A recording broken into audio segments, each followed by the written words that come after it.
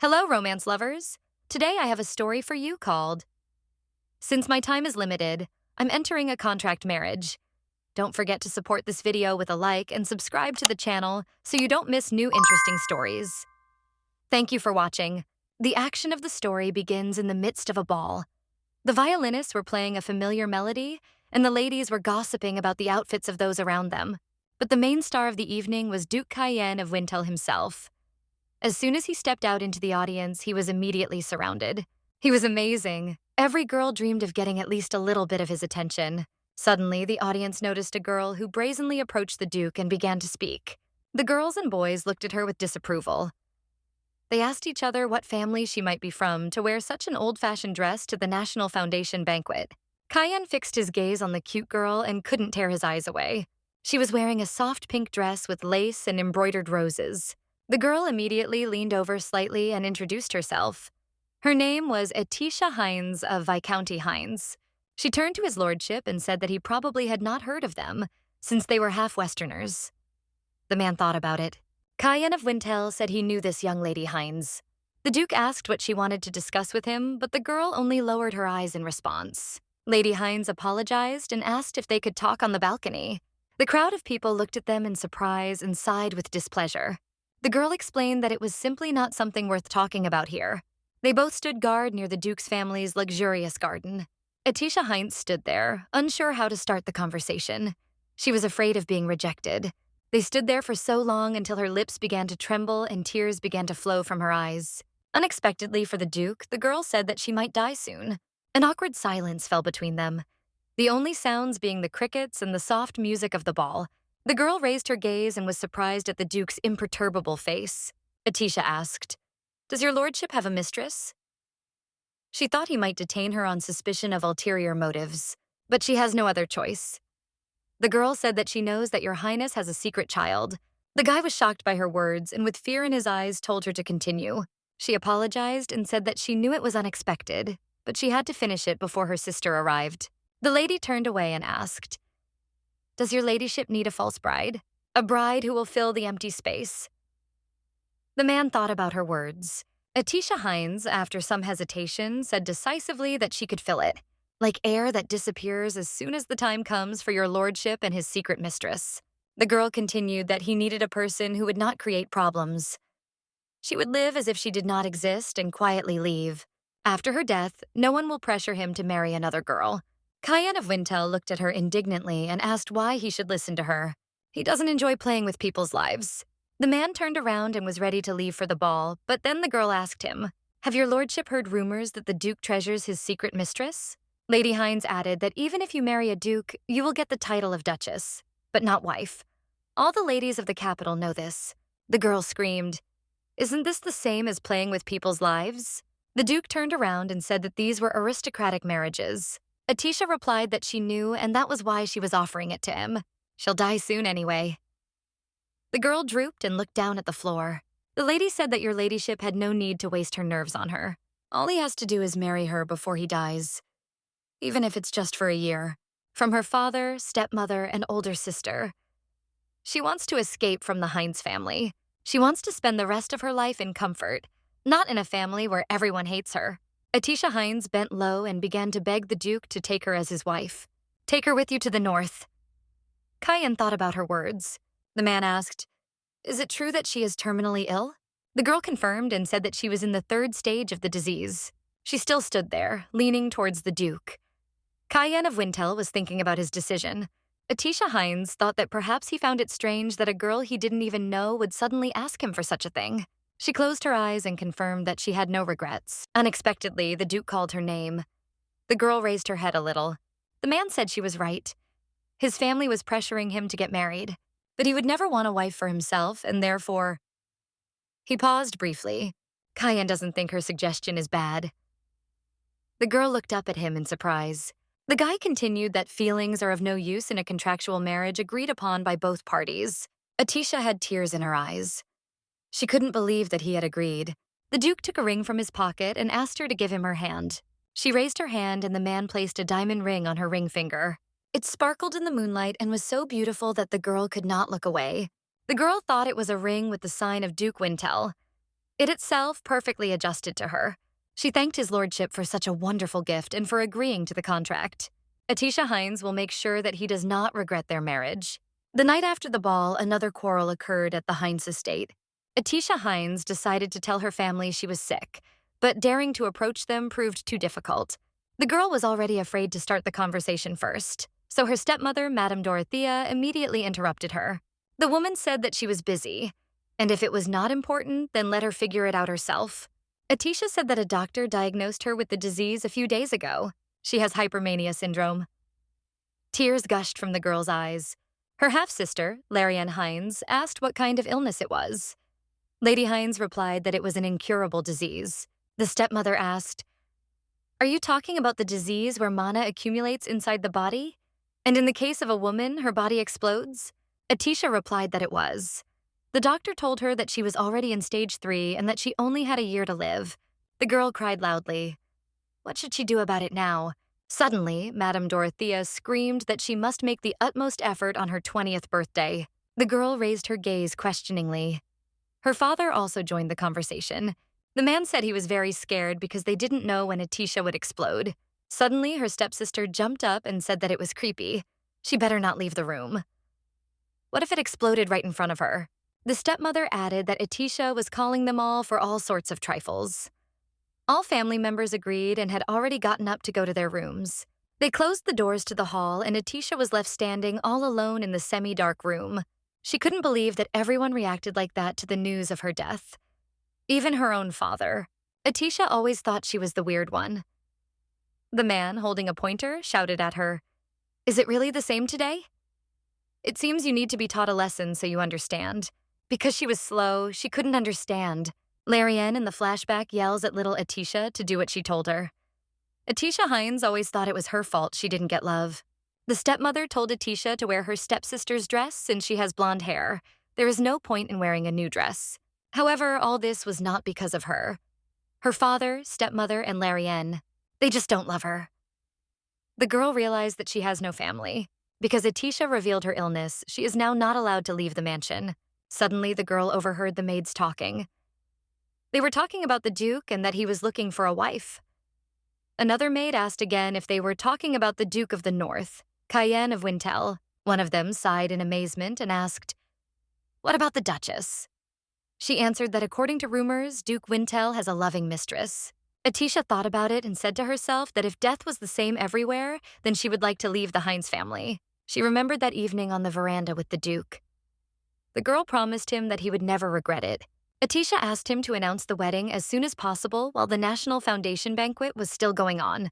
Cayenne of Wintel asked, "Do you mean to say that you wish to go north as soon as the banquet is over?" The girl looked down and answered, "Yes, if it is possible. Or can't you do it? In fact, it is customary for nobles equal to dukes to first announce their engagement and only then their wedding. If the Duke suddenly announced a wedding, it would be the perfect chance to create a scandal about an accidental marriage. Atisha is not afraid of losing her honor, but the honor of Duke Cayenne. The lady said that if it was too sudden, he could announce the engagement first, and he should explain the whole situation to his mistress first. Suddenly, the Duke took her hand in his and said that this was the Wintel family ring. He will do everything she wants. Duchess Wintel. The girl could not believe her ears. The guy asked her if she understood what he told her. The girl looked at him with sparkling eyes and spoke about how grateful she was to him. She had heard that the Duke of the North was known as a ruthless and cruel war hero, and they also say that he has a terrible and cold character. The girl examined him carefully. He is so kind to her. Or is it just a sham for the one who will become the temporary Duchess? Maybe it's all pity? Although, in fact, that was not the point at all. It doesn't matter if it's politeness towards his fake wife or pity. She's not interested. Atisha said that then she would like to announce it on the last day of the banquet. In the hall, the guests were still enjoying the evening. Some were dancing, some were gossiping. But then the doors opened and Lady Hines entered the hall. All eyes, without exception, were glued to her. The girls and men whispered, asking each other what she had talked about with the Duke. Maybe about marriage? And immediately the others denied this theory. It was impossible. The first daughter could, but the second one could not. On the first day of the banquet, the ladies discussed why the first daughter of the Hines family was late. But then the palace doors swung open and she appeared. Lady Hines. She looked simply divine. All the eyes of the guys and girls were directed at her. Laren walked, and with her graceful gait, she made men look at her with their mouths open and girls envy her. Suddenly, the girl shouted her sister's name throughout the room. She came up and asked how she could take her invitation to the banquet. Because of her, she was late. It's only the first day. What is she going to do about it? Atisha replied that she came with an invitation with their name written on it. She did not take it. Laren Hines came very close to her and said loudly that everything that belongs to the Hines family is hers. She squeezed her sister's hands tightly, causing her to start crying and screaming for her to let go. Laren Hines said quietly to her, Atisha, you are also a Hines. Therefore, you are mine. Didn't I tell you not to leave your room?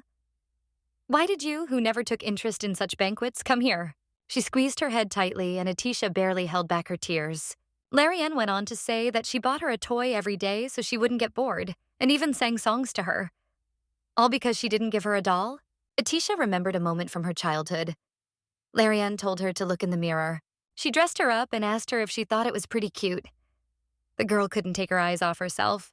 Atisha confirmed and asked if she could show it to her mom and dad. Laren asked rudely why. Pleased, Atisha answered, because you made me beautiful. It would be bad if...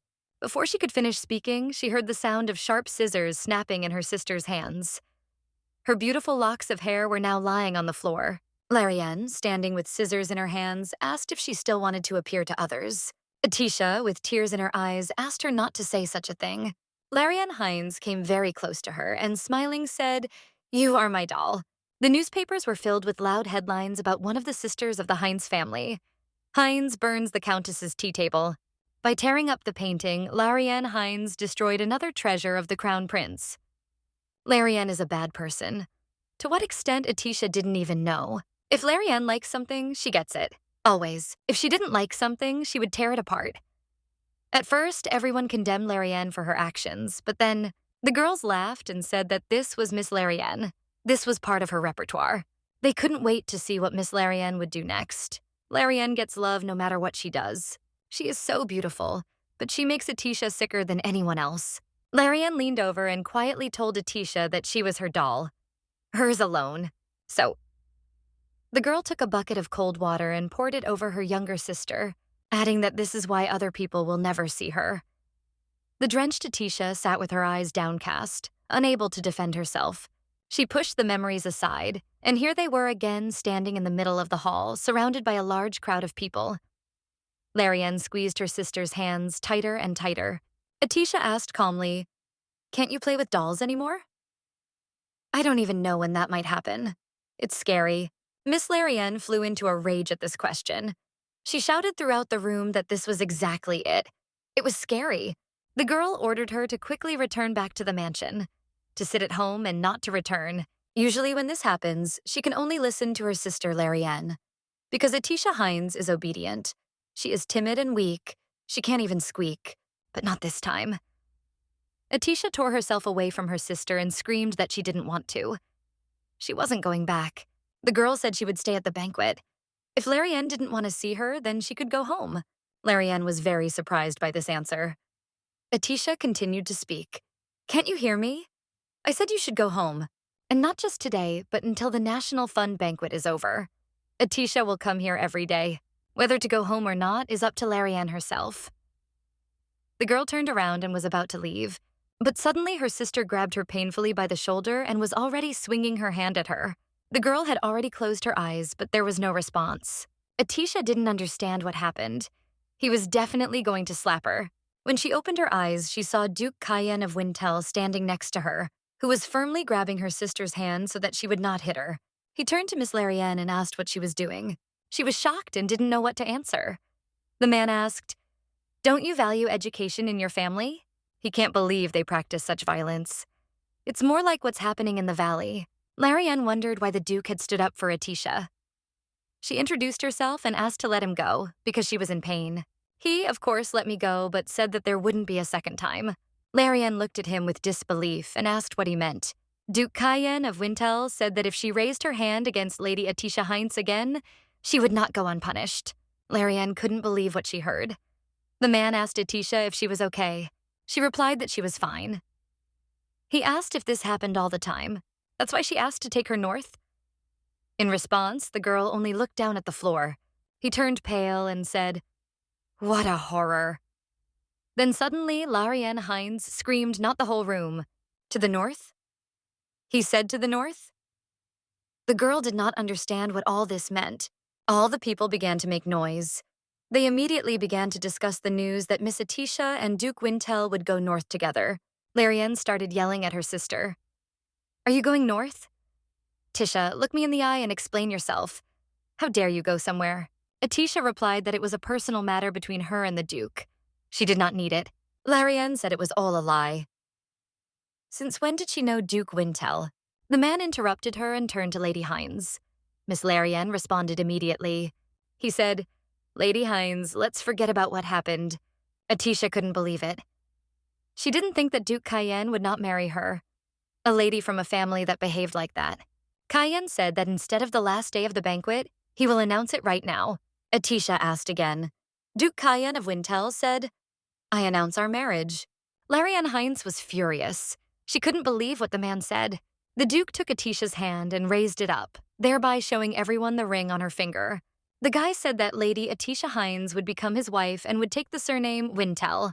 Anyone who dares to tarnish her reputation will also tarnish him. Duke Cayenne of Wintel. He said loudly that this was his eternal promise in the name of the Lord. Those around were perplexed. Did they really get married? Laren Hines stood there mumbling that it was all a lie. Her Tisha couldn't marry Duke Cayenne of Wintel. The girl thought that her sister's condition could not be called normal. She was sick. Atisha didn't know what to do if Laren told everyone about my hypermania syndrome. If she reveals to the public the truth that the new Duchess of Wintel is terminally ill, Atisha does not know whether the Duke's vassals will insist that he take another girl as his wife. She came closer to her sister and said that since she would become the Duchess of Wintel, she was leaving home. Laren came closer and said, "No, Tisha, you made the wrong choice. You are sick and it is not normal. The girl is sure that something has happened to Tisha's head as well." Laren asked if she was right. Atisha asked what she was talking about. Laren replied, "Oh, my poor little sister. You are a stupid but sweet child. She doesn't think she can't just wait and watch. She knew Tisha was supposed to stay in her room." "It's so scary." The girl called Atisha crazy. The Duke turned to Laren Hines and said that the only abnormal person here was her. Laren asked him furiously what he had said. The man told her that Miss Atisha had clearly said that she would become the Duchess of Wintel. He added that to tarnish the reputation of Atisha would also tarnish the reputation of Duke Cayenne of Wintel. The Duke shouted at her to go away and pointed his finger at the door. She shouted that this could not be. The Duke raised his voice and once again told her to get out of sight. He added that she should think about her behavior in the mansion until the banquet was over, and until he and his future wife, Miss Atisha, returned north. The man said that he didn't even want to see her and once again told her to leave. Laren came to her senses and began to talk to Tisha in a sweet voice and asked that they return to the mansion together. She suddenly said that this time they would play with dolls together. Atisha Hines shrank back and turned pale. The Duke noticed this and said that she did not look well. The girl turned away from her sister and looked at the Duke with frightened eyes, asking again. Cayenne said that she had better rest and offered her his hand, waiting for her to choose. The girl placed her hand on his and they walked out of the main hall together, leaving Laren behind. All around, there was mockery of Laren and bewilderment at the Duke's decision. Laren Hines was left standing alone in the middle of the room. All she could do was clench her teeth and fists. Atisha sat in a well-lit room and thought about what had happened. Who would have thought that her wedding would be announced in a day? The sister will definitely tell their parents everything. And there are 2 days left until the end of the banquet. The girl was very afraid that her father would take that whip again. Cayenne came up to her and asked if she was okay. The girl was even afraid to look at him. She said that she had quarreled too much with her sister and possibly got him into big trouble. The man replied that when she returned to the ballroom, everyone would completely forget about what had happened, blessing them. He hoped she understood this. The girl looked down and asked if he was telling the truth. The Duke added that although he had been a little rude, Miss Hines asked why. He replied that he had been hasty in announcing their wedding. The girl immediately began to deny it. She said it was not rude. The Duke had helped her a lot. Atisha smiled. The man thought about her words about helping her. He didn't do it to help her. And in order to preserve the honor and dignity of Wintels, as the head of the family, The girl replied that the reason was not important. He helped her anyway. She felt that she had received his help. The Duke asked, "Really?" Atisha said this is the first time anyone has put Laren Hines in her place. She added that this feeling was in her heart. He would never understand it. The Duke thought for a moment and replied that he might understand her. He asked her what she was thinking of doing next. The girl replied that she didn't know exactly. Atisha asked if she would go north after the banquet. The guy answered negatively. He emphasized that he was asking about her plans for this evening. The Duke asked if she would return to the Hines mansion or go with him. The girl imagined all the horror that awaited her at home and froze. Cayenne of Wintel asked if he understood correctly that she did not want to get along with her family. Atisha said that he was right. The guy said that since they were going north, he was inviting her to his villa in the capital. Since they have already officially announced their wedding, there will be no scandals about them being together for 2 days. The girl didn't even expect that the Duke could be so attentive. The only thing she could do for him was to die quickly. She thanked him for it, but said she couldn't do it. Cayenne said she was his partner. He offers this to her because he is worried that she might get hurt after being in the Hines mansion. Atisha was shocked. No one had ever cared about her. Cayenne added that if she had thought it over, he suggested going to his villa now. Atisha said that she would do so then and thanked him. The man, in response to her gratitude, said that it was no use and that she did not need to thank him. He's not doing this to help her. Miss interrupted him and said that even if he wasn't going to help her, she received help, so she should thank him with all her heart. The Duke looked at his companion and realized how important this was to her. Meanwhile, at the Hines estate, the family learned of the marriage of Duke Cayenne of Wintel to their daughter. When my father found out, he jumped up from his seat and shouted that this couldn't be. What kind of marriage could there be between Atisha and Duke Cayenne of Wintel? The man asked himself what talent his daughter had to become a duchess. Madame Dorothea said that the Duke was rumored to have a mistress. The father continued to shout about how the prince could decide to marry without the consent of the family. Laren Hines ran into the room and screamed, asking her parents if Atisha could get married. The girl, with tears in her eyes, hoped that she would return to her, back to their home. The stepmother replied that if they gave her away, what family would want to take her? She was a complete zero in everything. The father told them to be quiet. He himself thought and began to stroke his mustache. He thought about it and firmly said that they should not interfere with their wedding. If she marries Duke Wintel, they will have connections.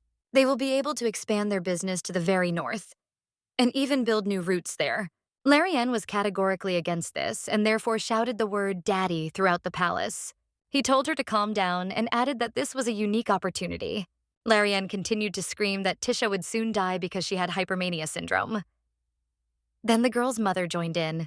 She asked how he could send a child with such a disease. What if something happened, for example, at a banquet? What then? The father replied that this meant they needed to send her north as soon as possible. They both looked at him in surprise, and the daughter asked again. The man replied that if they made it in time, the incident would happen in the north, and they would just pretend they didn't know anything about her illness. Dorothea said that was a great plan. The person who diagnosed Atisha syndrome was their family doctor. If they shut him up, then there will be nothing to worry about. Father said they had little time left before Atisha died. They had to make arrangements with the Wintel family. They would arrange everything. Laren suddenly screamed that she didn't want it that way. She didn't want Atisha to become Wintel. The girl wants Tisha to be locked in the mansion. She started to persuade her mother to do this. She in turn asked her husband what he would do with the dowry. If she married the Duke, they would have to pay a huge sum as a dowry. Father smiled and said that he had already decided everything. He had calculated everything. The carriage in which the Duke and Duchess were sitting was driving through the city at night. Atisha couldn't believe she was in the same carriage with the Duke she had just met yesterday. She was so fascinated by what was happening. For the first time in a long time, she was free. She looked at her future husband and admired him. He looked thoughtful, and it occurred to her that he really was handsome. Duke Cayenne is often considered the second most handsome man in the empire, which Atisha thought was wrong. The Emperor's majesty must always come first.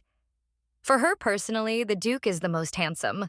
The Duke and His Majesty the Emperor had been close friends since their youth, for His Majesty had grown up in the north and not in the capital when he was still a prince. Besides, they fought together. Atisha wondered if beautiful people are always close. She was distracted from her thoughts by the voice of Duke Cayenne. He called her name, addressing her. The girl wondered if she had really been staring at him so obviously. The man asked her if she could handle the cold well. because it was very cold in the north. The Duke said that of course she knew it, but it was not a very good place for the sick. The girl replied that she couldn't stand the cold, but she would endure anything, so he shouldn't worry. Especially during the journey north, she will not be a burden to him. Cayenne said that since they were going north, it would be difficult to meet people in the capital again. He asked her if she had a close friend she wanted to contact. The girl replied that she had no friends. If she spoke to her peers, her sister would stand between them and interrupt the conversation. Laren constantly gossiped behind her back. Atisha thought he was asking her something she hadn't even thought about. Maybe he was really worried about her?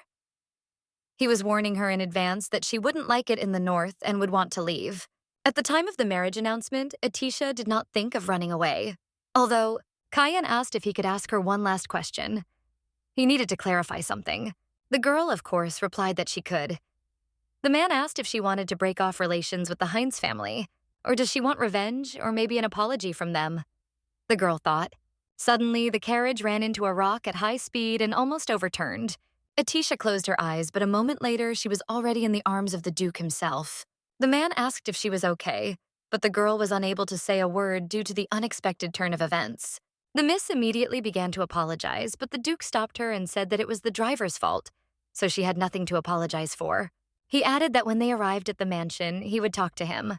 Atisha thought that he spoke so coldly, but despite this, it was so warm in his arms.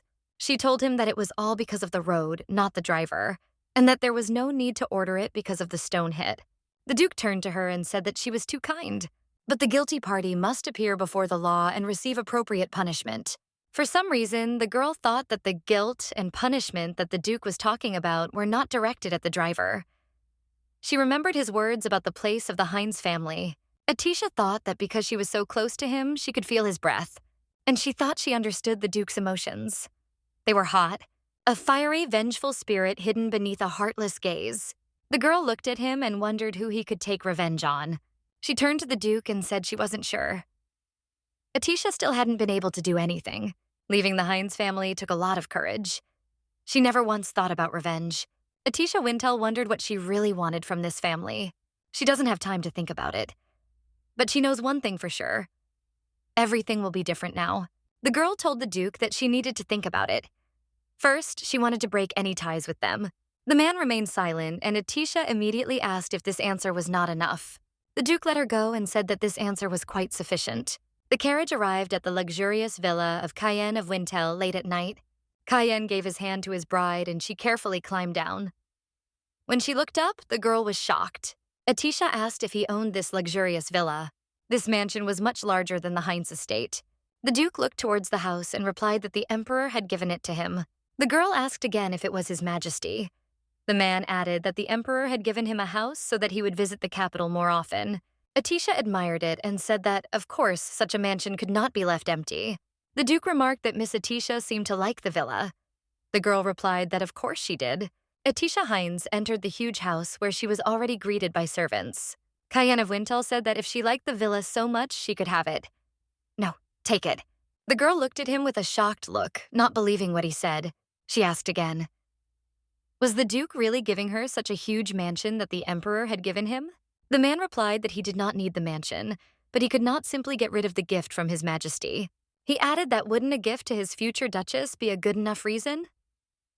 Atisha realized it was a wedding gift. It's probably normal for a Duke to give away a mansion as a gift, but it will still go back to the Duke when she dies. The man said he'll give her the title deeds tomorrow. They need to stay here until they leave for the north, but then she will have the house to herself. Atisha agreed to accept the gift. She would simply let the Duke do what he wanted. The girl thought that it would be better if she just stayed where she was. She smiled and replied that then she would accept it with gratitude. Atisha Wintel walked and still could not believe that such a large mansion would be hers. She wondered if the Duke was really not amazed by such a huge mansion. Cayenne of Wintel has always been expressionless. He cuts off a man's head without blinking an eye.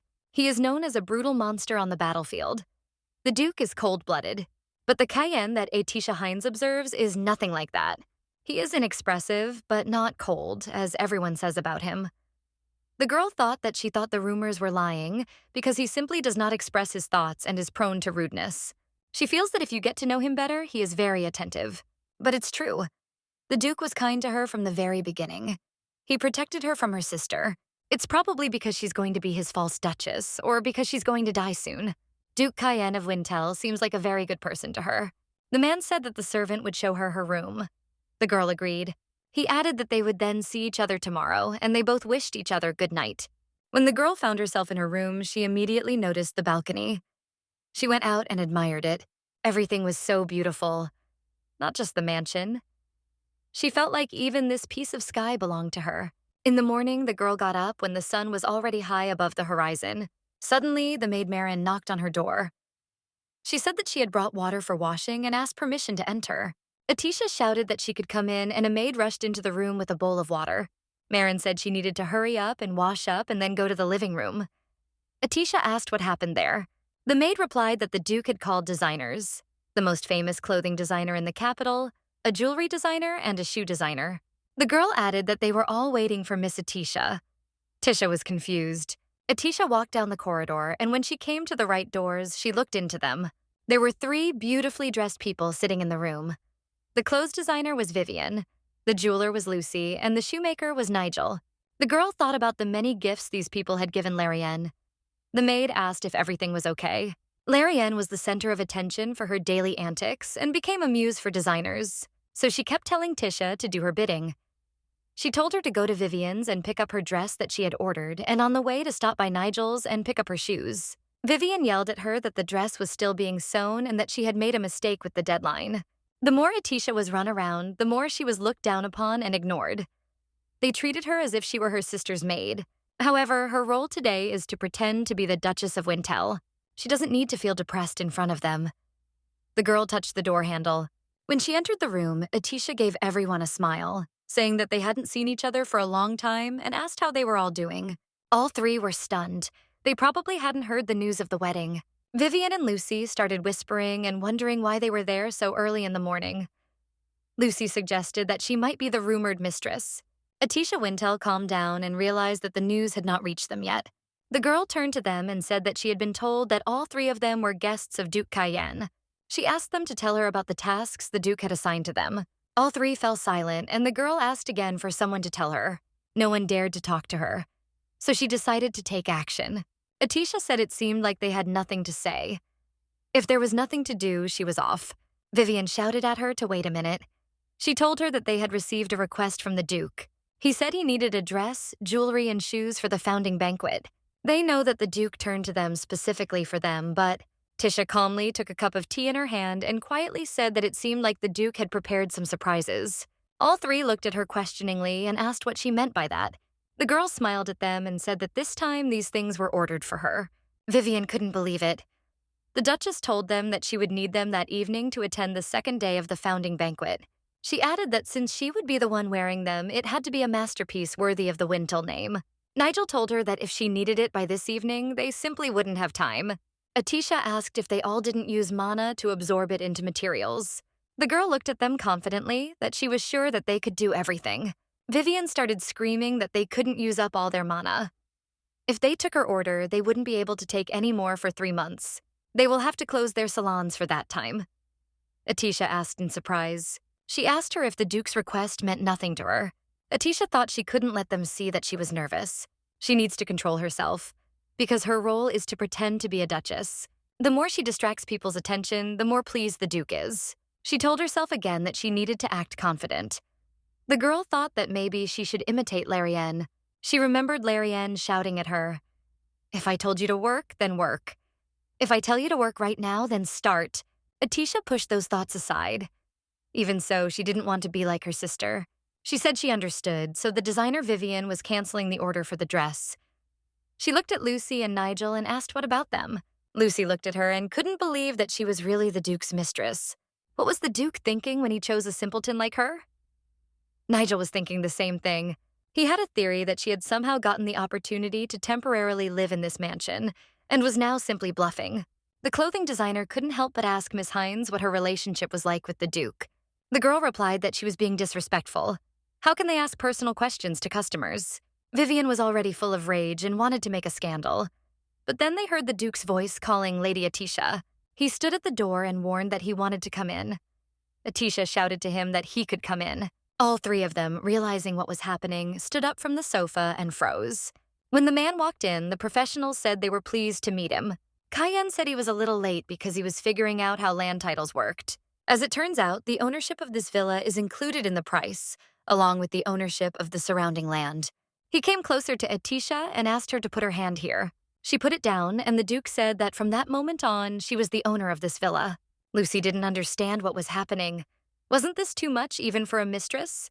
But then suddenly she noticed a ring on Miss Atisha's finger. I realized that this girl was not a lover, but a future Duchess. She stepped forward and leaned over to say that she was flattered that they had given her this chance. If they rely on them, they will make a masterpiece like no other in this world, worthy of the reputation of Wintel. Nigel said that, as expected, even if he had to use all the materials he had saved, he would still make the most beautiful shoes in the entire country. Vivian fell to her knees and began to beg for forgiveness for her rudeness. She promised to make the best dress possible. Cayenne of Wintel replied that it was all for the joy of his wife. But Miss Atisha doesn't look happy right now for some reason. The Duke turned to his bride and said that she did not need to listen to them. There are enough designers, they will find others, he will send these back. Atisha said to wait. No matter how they treated her, if it became known that these designers had lost the trust of Duke Cayenne, they will have to close their salons. The girl added that this is enough for her. She approached the Duke and said he had spent his time selecting the designers. It would be fine even if he didn't send them back. The man asked if everything was okay. The Duchess said yes. He had come to the mansion empty-handed, and she needed something to wear too. She had been to their salons a couple of times. They could safely trust them with their order. The Duke replied that it was up to her. It didn't matter if she had to go to other designers, she could do whatever she wanted. Atisha sincerely thanked the Duke for such trust in her. Cayenne said that he would be gone for a short time and would be back after lunch. The girl replied that she understood when the door closed and turned to the designers. She told them happily. Dress, jewelry, shoes. Where shall we begin? Meanwhile, the Duke was walking through the garden of his wife's villa. He was thinking about her words. Even if you didn't intend to help me, I received help. So I have to thank you from the bottom of my heart. The man realized she was right. He told her he wouldn't help, but the truth is, he did. It doesn't even matter whether it's a hasty wedding announcement or an invitation to a mansion, or even a call for designers. All this could be considered a normal relationship, like the future Duchesses of Wintel. And for everything else, apparently, there is something to be thankful for. He doesn't want her to know the meaning of this tablet until the very end. If she figured out why he was helping her? He pushed those thoughts away. He promised himself that they would never use the nameplate. A carriage was already waiting for him near the mansion. When he entered it, he saw his assistant and a pile of papers nearby. Val de Prame said that he had already studied them as the Duke had ordered. She gave him the papers and said that it was an investigation report into the Hines family and Lady Atisha Hines. The Duke already knew some of the details. The remarried Viscount. Portrait of a stepsister. Atisha is a weak, lonely, and ordinary girl. The Duke asked about the 3 designers he had invited and what their relationship was with Lady Atisha. The aide replied that they were all close to Laren Hines. Whenever Miss Laren visited the salons, she used Lady Atisha as a spare porter. To specifically mock her, she sent her out several times to get orders, even when they were not ready. There were days when she was kicked out of the salons altogether. Cayenne of Wintel thought, Atisha Hines, white face, pink hair. What deeply surprises the Duke is her composure. Her life was filled with contempt and cruel relationships. However, when he asked her about the place, he remembered her words. What do I really want from this family? I don't have time to think about it. The Duke thought that she wanted something, but it would take time. Once she becomes the Duchess of Wintel, she will definitely make those who insulted her apologize. He thought that it was also likely that she would want cruel revenge. She might want to strip Viscount Hines of his title, or use family members who have become commoners as servants, so that no one would dare to look down on her again as they did before. She will have the power to make them kneel before her. However, he remembered her words about how she didn't even think about the place. How is that possible? Because she's terminally ill? Cayenne thought that if he only had a year to live, they would have had very different choices. He continued to look at the report on her. If she had known about them in advance, she would have turned to other designers. The man asked to stop the carriage. Val de Prams did not understand why he did this. He replied that he urgently needed to go to the Imperial Palace. He hadn't seen him for a long time. Lady Atisha sat looking out the window at the sunset in her chic outfit. The maid came up to her and asked if they needed more tea. Miss replied that it was not worth it. She was afraid that her stomach would not be happy with such a quantity of liquid. The girl wondered where the Duke had gone. If she asked the servants, they would say they didn't know. He had left the mansion in the morning and hadn't returned yet. They were supposed to go to the banquet in honor of the founding of the state together, but they don't even have time to prepare. An idea struck her. Maybe he had gone to see his mistress?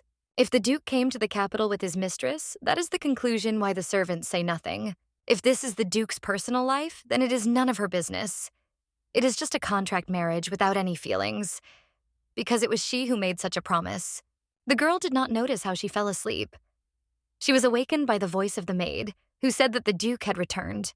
She came down and saw him standing and looking at the painting. She said to him, "Welcome back." Cayenne apologized and said that he returned later than planned. Unexpectedly, he noticed how gorgeous she looked in her new outfit. She was all aglow. The designers had done a great job. The thought crossed his mind that she was very beautiful. The Duke asked if she had been waiting for him. The girl replied that she had, but not for long. Atisha thanked him for giving her a new dress, jewelry, and shoes. It was the first time she had such beautiful clothes. She was in seventh heaven. Cayenne of Wintel suddenly made a surprised face. The girl did not understand what happened. He thought about how happy she was. Didn't it matter who made them? The man quickly said that it suited her very well and walked away from her. Atisha didn't understand his behavior. Didn't he like the dress? He stopped in front of the doors and said that he would find her other designers in the north. The lady replied that it was fine, but she thought that it seemed like he really didn't like the dress. On the second day of the banquet, in honor of the founding of the state, many people came. One of the invitees said that there was some kind of commotion yesterday, it seemed. The woman told him that it happened to Lady Hines. Her daughter told her about it. Another man said that if he had known about this, he would have come yesterday. Aristocrats who had missed the performance the day before were asking the same question. Will Miss Atisha become the Duchess of Wintel? Isn't the Duke as unapproachable as a flower on the peak of a snowy mountain? The man replied that it was a good point. You wouldn't even dare climb up there, and even if you did, you wouldn't survive.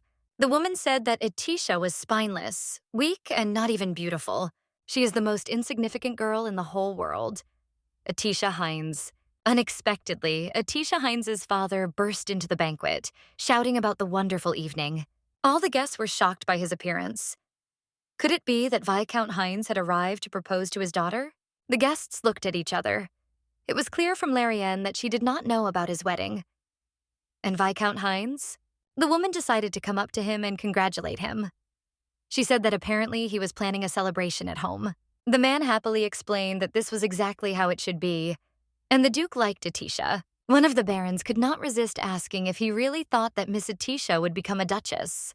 Atisha's father replied that it seemed the Duke had fallen in love with Atisha at first sight. No matter how big he is still young. The man asked, "Isn't it wonderful when you are in your prime?" The guests couldn't believe it. The rumors weren't lying. This ruthless Duke had fallen in love. The Viscount said that Duke Cayenne of Wintel treasures his daughter. They can't live without each other. He looked at this crowd of people and realized that everyone was taken in. The Baron asked why Miss Laren had reacted to the news the way she had yesterday. The father smiled and said that as they all knew, his eldest daughter was a little immature. He hid the wedding from her so that she would not be jealous of her younger sister. She knew nothing. The nobles believed him. The man thought for a moment and said that, however, he was only worried about one thing. The Baron asked what he could worry about when everything was already settled. Father went on to say that, you see, the Duke said he would not accept a penny of the dowry. The crowd was outraged. What an outrage. Was he really not going to take anything? The Baroness shared with her friends that she was shocked by the wedding announcement. She believed that the Duke often stood up for Miss Atisha. Other guests discussed how Wintels didn't seem to care about a few pennies in dowry. Their discussion was interrupted by the Viscount, who asked if this was what love was. The man said that the Duke probably thought that money couldn't buy love. The guests were shocked. Could it really be that same Duke? A merciless monster. The great Duke of the North. Wherever his sword is, there are corpses. This Duke Wintel? Viscount Hines looked at the faces of these surprised people and was glad. Everything was turning out as he did not want.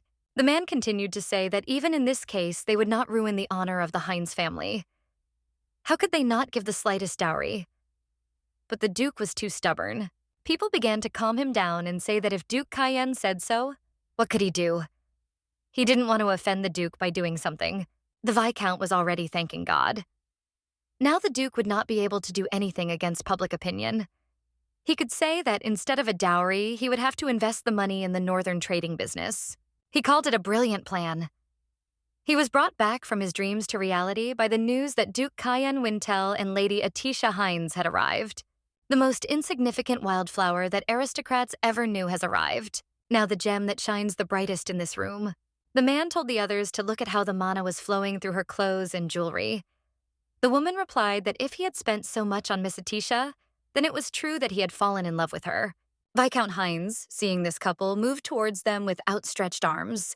He said he was so happy that Atisha was finally getting married. But on the other hand, he was sad. It was hard to let go of the daughter he had raised. He asked her if this was true and asked her to come up to her daddy and hug him. Father was always strict with Atisha, and in general was a terrible father and never smiled at her. He showed his tender side only to her sister Laren. The girl was sure that when he found out about her wedding, he would take her back to the Hines mansion and lock her up. Would such a father really celebrate her wedding? She rejected the thought. You can't fool her. Her father never loved her. Atisha pushed him away. The girl said he looked too happy for him. The Viscount asked what she was saying. His daughter was getting married. Of course he would be happy. The girl asked, Isn't it true that he is happy because she is marrying the Duke of Cayenne? The father was confused. His daughter was obedient, so why was she behaving like this? Atisha continued, If that's not the case, is he happy that she's leaving the house? She told her father that he always tried to drive her away and wanted her to die. Viscount Hines laughed and said he didn't remember ever saying that. He asked not to joke. The man asked why she was upsetting her father so much. She better stop. Go over and hug him. Atisha became sad. Her father grabbed her by the shoulder and pulled her towards him. He asked her if she was afraid that it would become known that she had hypermania syndrome.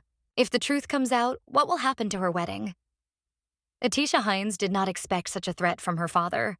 The Viscount went on to say that the Duke would then have big problems. The girl wanted to answer him. He interrupted her. The man said that he did not want this. He wants to maintain close relations with the Wintel's family. Therefore, Atisha must stop rebelling unnecessarily. Her father ordered her to hurry up and pretend that she was going to hug her father. The girl looked at him and thought, Tomorrow is the last day of the banquet. The day after tomorrow, she will go north. She can tolerate him for these 2 days. As always, if she listens to her father for one more day, the voice of her future husband brought her out of her thoughts. The Duke ordered the Viscount to stop it. The man turned pale and tried to justify himself by saying that it was not what he thought. Cayenne of Wintel asked him what he was doing. He responded by asking for forgiveness. He was so happy to see his daughter that he completely forgot to greet him. The man turned to the Duke again and asked him to be generous and forgive him for the sake of his daughter, because they would soon become relatives. The Duke thought that before him was just a snob who was not against oppression and violence against the weak, but stooped before the strong. He turned to Atisha, but the Viscount interrupted him, saying that he and his daughter urgently needed to talk about the wedding, or rather, about the dowry. The man thought that he would make the Duke bend over backwards before him. Cayenne of Wintel turned to Atisha and said that she had said that she wanted to break away from the Hines family. Has her opinion changed?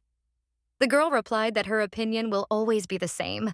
The father watched this from the side and wondered what they were chatting about. He decided to distract the Duke. Duke Cayenne here is a video to him that in the Hines family there is no need to burden yourself with any worries related to their marriage. The Viscount couldn't believe what he heard. Could the Duke have heard what he said to that aristocrat? No, it's impossible that quickly.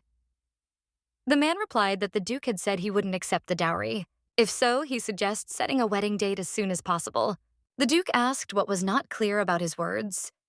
He said that the Hines family did not need to worry about anything, nothing to do with their marriage. The man froze in place.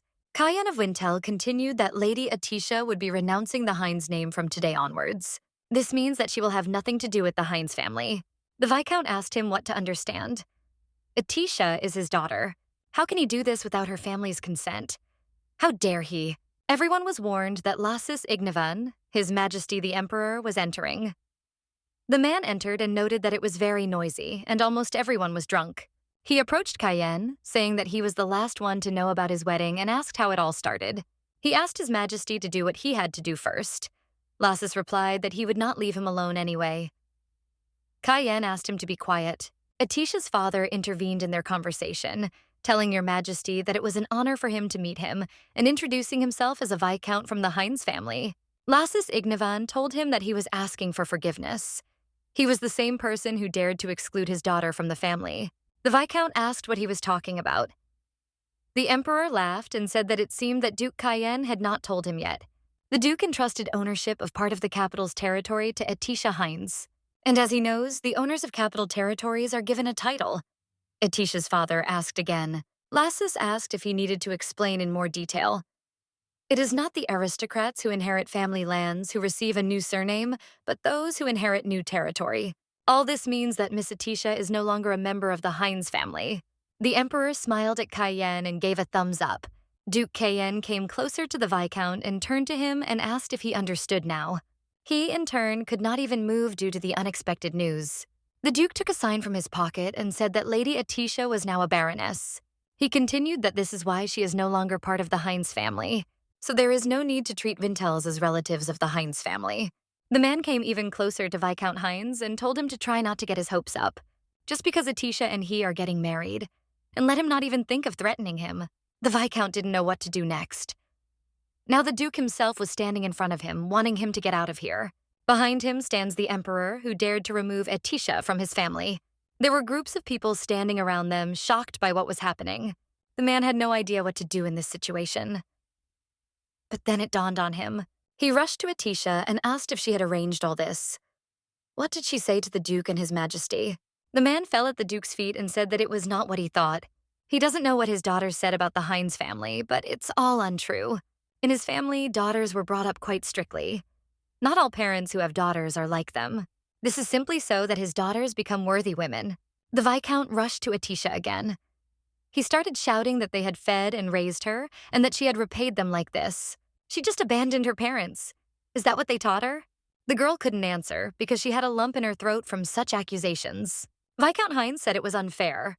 He asked the Duke to listen to him. Here, Atisha told her father that she never said anything bad about her family. Everyone turned their attention to her. The girl said that she was leaving the family. That's what he wanted. The Viscount asked what she was saying. Atisha came even closer to him and told him to remember what happened 7 years ago. She was 13 years old then. She and her father were riding home in a carriage. Then her father swung at her. Atisha fell and hit herself hard. The man told her she was pathetic. When she met those robbers, they should have killed or kidnapped her. The father added that not seeing her was a breath of fresh air. The Viscount reached for the door handle and opened it. A strong gust of wind blew. The girl covered her face with her hands. She screamed at her dad, but he only told her to get out of there. The man said that she was going to die soon anyway, so it would be better for her to just disappear, and he pushed her. Atisha recalled this with tears in her eyes. She will never forget this incident. If the coachman had not stopped the carriage, then the carriage would have crushed her. They must answer for this. The Viscount replied that it was such an old story. In the end, everything turned out well with her. Their family doctor helped her, so there weren't even any scars left. The girl began to deny it. She still has a scar from that day. No matter how much it hurt her, she should have left home then. She was a few years late, but now she was definitely leaving. She asked me not to look for her anymore.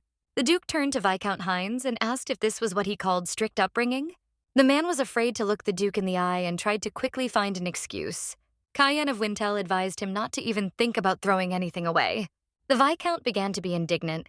He thought that the Duke of Cayenne, the Emperor of Ignavan, and even Atisha, they are all in cahoots against him and his Hines family. The audience of this quarrel was already discussing what was happening. Now they know what Viscount Hines is really like. The woman said it was not about love or a dowry. She immediately sensed something was wrong when the Duke spoke about it. The Baron said that if he were in his place, he would lock himself in his house. What a shame. The Viscount only now noticed these people. He rushed to the front doors in disgrace. The Emperor applauded this performance and now asked for the music to be returned. Atisha and Cayenne of Wintel continued to stand silently until Atisha spoke up first. The girl smiled and asked the Duke if it was true that she would become a baroness. The man replied that it was true. It was done specifically to sever any ties with the Hines family. He continued to say that today at noon he transferred the land to the ownership of the mansion. These lands are under the direct jurisdiction of the Emperor. Since it is temporary, the ownership and title will expire after a certain period of time. By that time, they will already be in the north, so no problem. Atisha thought it was interesting how much he thought ahead. He literally started acting within a day. It's impressive for a man to have such a power. After all, he rules a huge territory in the north. The girl bowed low to the Duke and sincerely thanked him for helping her. The man replied that he was glad he could help her. He was worried that he might do something wrong. Atisha started denying it and saying that she was truly grateful to him. He was her savior. She was glad that this time he did not deny that he helped her and accepted her gratitude. Cayenne added that the mansion was hers, and it was not a lie. He would not disappear. She looked at him and asked the Duke why he was so kind to her. After all, for him, she is just the one who will become his false Duchess. The man couldn't answer, but only clenched his fists tighter. Atisha smiled and thought, of course, it's the Duke. He doesn't know how to express his emotions. She knows about the rumors that are circulating around Duke Cayenne.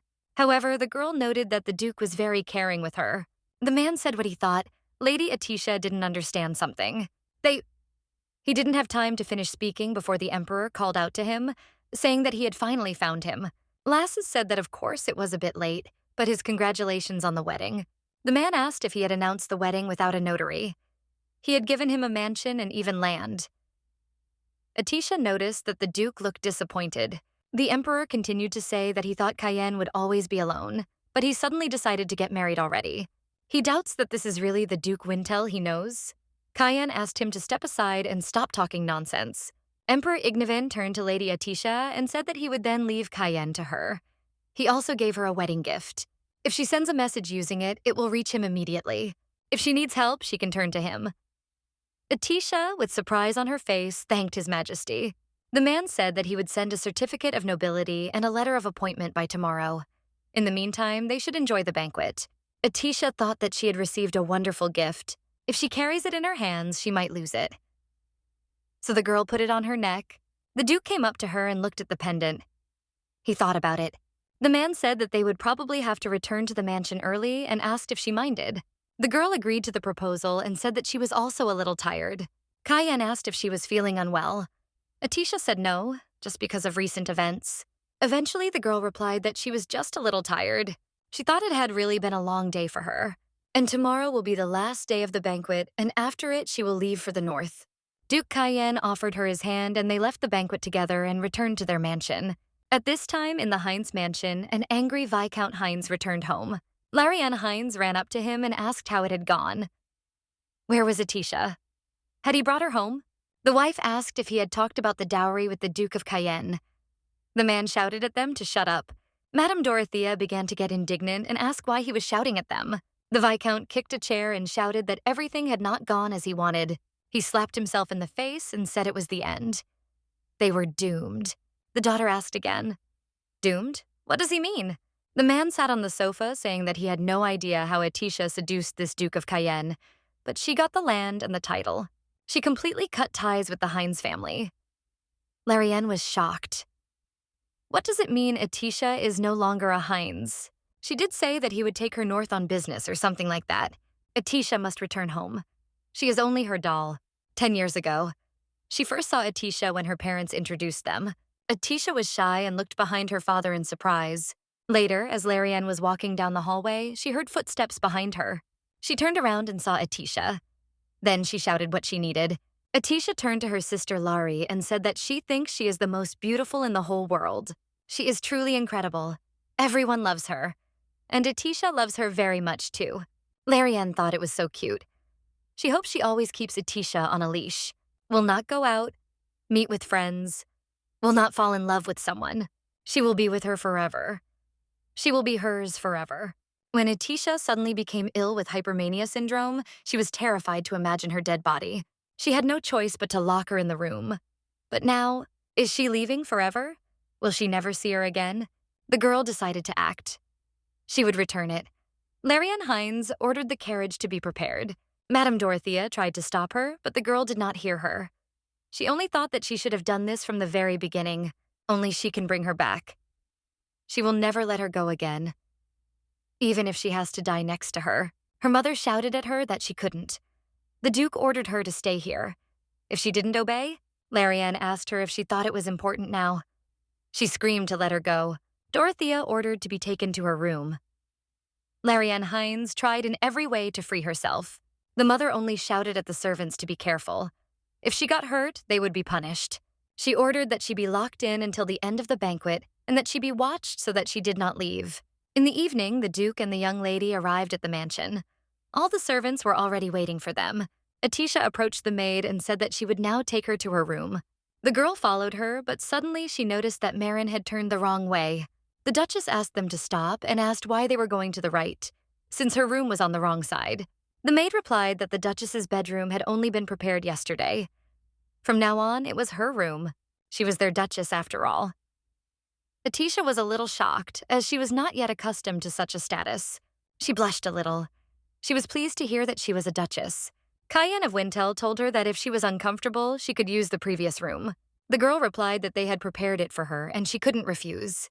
Duke Cayenne walked down the hallway to his room, followed by Marin and Atisha. The lady noticed this and assumed that their rooms were next to each other. They stopped at a pair of huge doors, and the maid told Atisha that this was now her room. The girl blushed deeply and did not understand why there were two doors. The Duke entered through the next door. The Duchess was stunned. She looked at that door and asked Marin if that meant that the door that Duke Cayenne entered through. The girl interrupted her and said yes. This is the Duke's room. Atisha was a little worried because her room was next to the Duke's room. But she's a Duchess now. She needs to get used to it. The lady became determined and said that she wanted to come in. But when she walked in, she was delighted. Her room was truly immaculate. Atisha thought she was so nervous because she was right next to his room. The room was much more spacious than she thought. Marin gave her a quick tour of her new room, showing her the bedroom, the closet, and telling her about the small study area. The girl continued that if she looked there, but Atisha interrupted her and said that she didn't have to explain everything. She smiled and said that they would leave for the north tomorrow anyway. Atisha continued that it would be more important if the maid helped her undress. The lady had already taken off her heavy dress and began to take a hot bath. Marin asked Atisha if she would keep the pendant. She said yes. She told her to put away the dress and the jewelry. She would also keep the ring. The maid took the dress in her hands and wished Lady Atisha good night. Atisha was enjoying this moment. She was lying in the middle of a luxurious room in her mansion. The girl lay and thought only about how soft and warm the bed was. And it smelled good. The guest room was comfortable too, but this room gives a feeling of safety, like being in an embrace. Atisha's eyes snapped open and she found herself thinking about the Duke. The girl wondered what was wrong with her. Why did she think about the Duke? She couldn't believe that she liked the Duke. It couldn't be. It hadn't been that long. As a child, Laren Hines made her have no friends at all. She can't talk normally, not only with her peers, but also with other people. She didn't understand why she felt such interest in someone, although she knew practically nothing about love. But still, she thinks about the Duke. Is it because he is kind to her? Kind and gentle. She meets such a person for the first time. Atisha soon realized that this was it. That very love. Well, what if she really likes him? She got help from him. Wears his family ring. Sleeps in the room opposite his. Is she becoming a real Duchess? But she's here for the Duke's mistress, just a fake. The girl couldn't fall asleep because of her thoughts. She got up and walked to the far side of the room. On the wall, she saw a large curtain. Atisha began to think about why it was there. The thought occurred to her that perhaps this was a hidden painting. When she moved it a little, she saw a door handle. The lady didn't understand why she was here, and so she decided to open the door. For some reason, Atisha didn't think that the Duke's room was behind this door. Duke Cayenne lay in his bed without his outer clothing. She felt like a complete fool when the man asked what she wanted. The girl began to apologize, saying that she didn't know that the rooms were connected. Cayenne replied that rooms for spouses are usually made like this. Atisha remembered how the maid wanted to tell her about it. The girl asked for forgiveness for the intrusion and was about to leave, but the Duke stopped her. The man said he wanted to talk to her about something. He got up from the bed and came closer to Atisha. She herself was at a loss and did not know where to look. The girl blushed very deeply when the Duke came right up to her. She herself did not understand when he managed to come so close. Atisha wanted to step back a little, but she stepped on her nightgown and realized that she was falling. Cayenne of Wintel reacted instantly and grabbed her with a light movement of his hand. She found herself in the embrace of his strong arm, pressed against his hot body.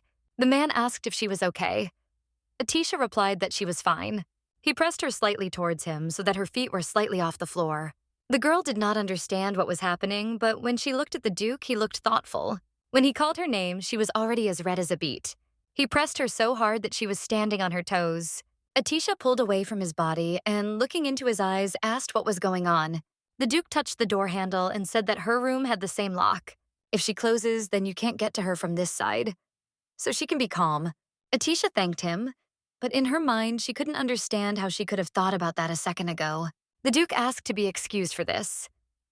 Atisha did not quite understand what he meant. A moment later, the man picked up the girl. The lady was very scared. Cayenne explained this action by saying that it was simply easier to check the damaged area. He carefully laid the fragile girl on his bed. Cayenne of Wintel knelt down in front of her to examine her leg. The girl was embarrassed to see the Duke kneeling in front of her. She thought that she must have fallen asleep, and this was all a dream.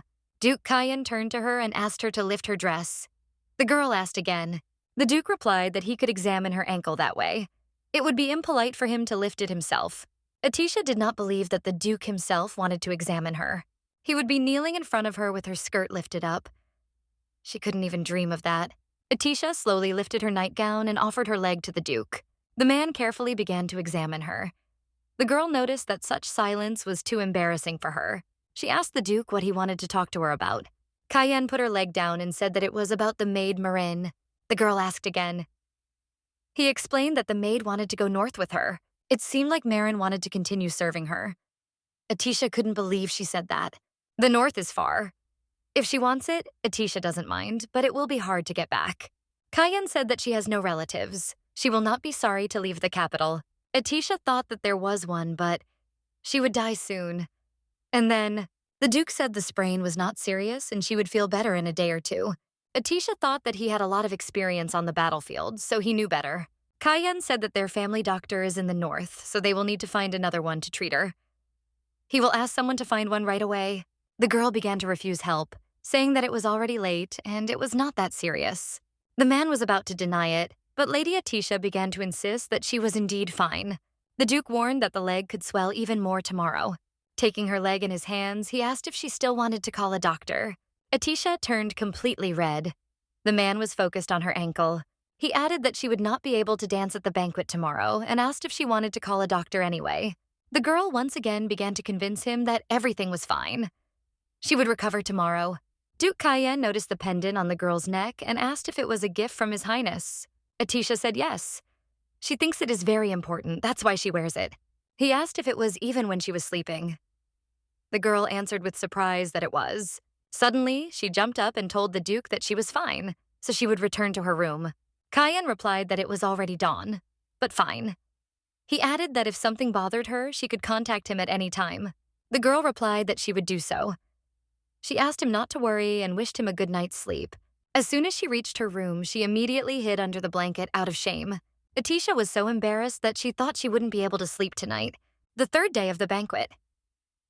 The last day also ended successfully. Atisha's leg is fine. She enjoyed her last day in the capital. The Duke said that they would travel to Laxon by carriage and then north using a teleportation spell. Marin went with them on a long journey.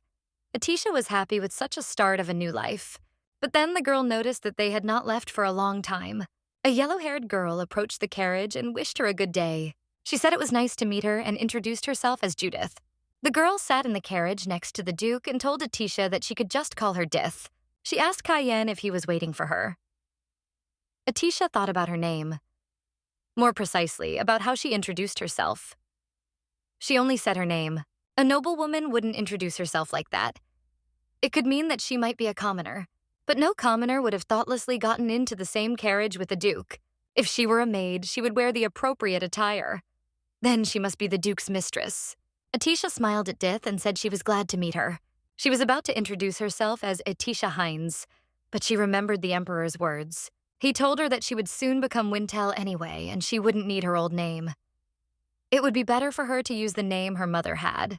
Atisha introduced herself as Atisha L. She said she was a baroness. The Duke apologized for not warning her about their companion. The man said that he could not yet tell her who she was. If people find out that she has come to the capital, there will be a fuss. Atisha replied that everything was fine. She understood that. After all, he had to hide his mistress. There was nothing to be sad about. It was not long before she met the Duke. There was nothing between them. The man said that therefore, while it was not too late, it was better to leave quickly. He tensed and clenched his fists.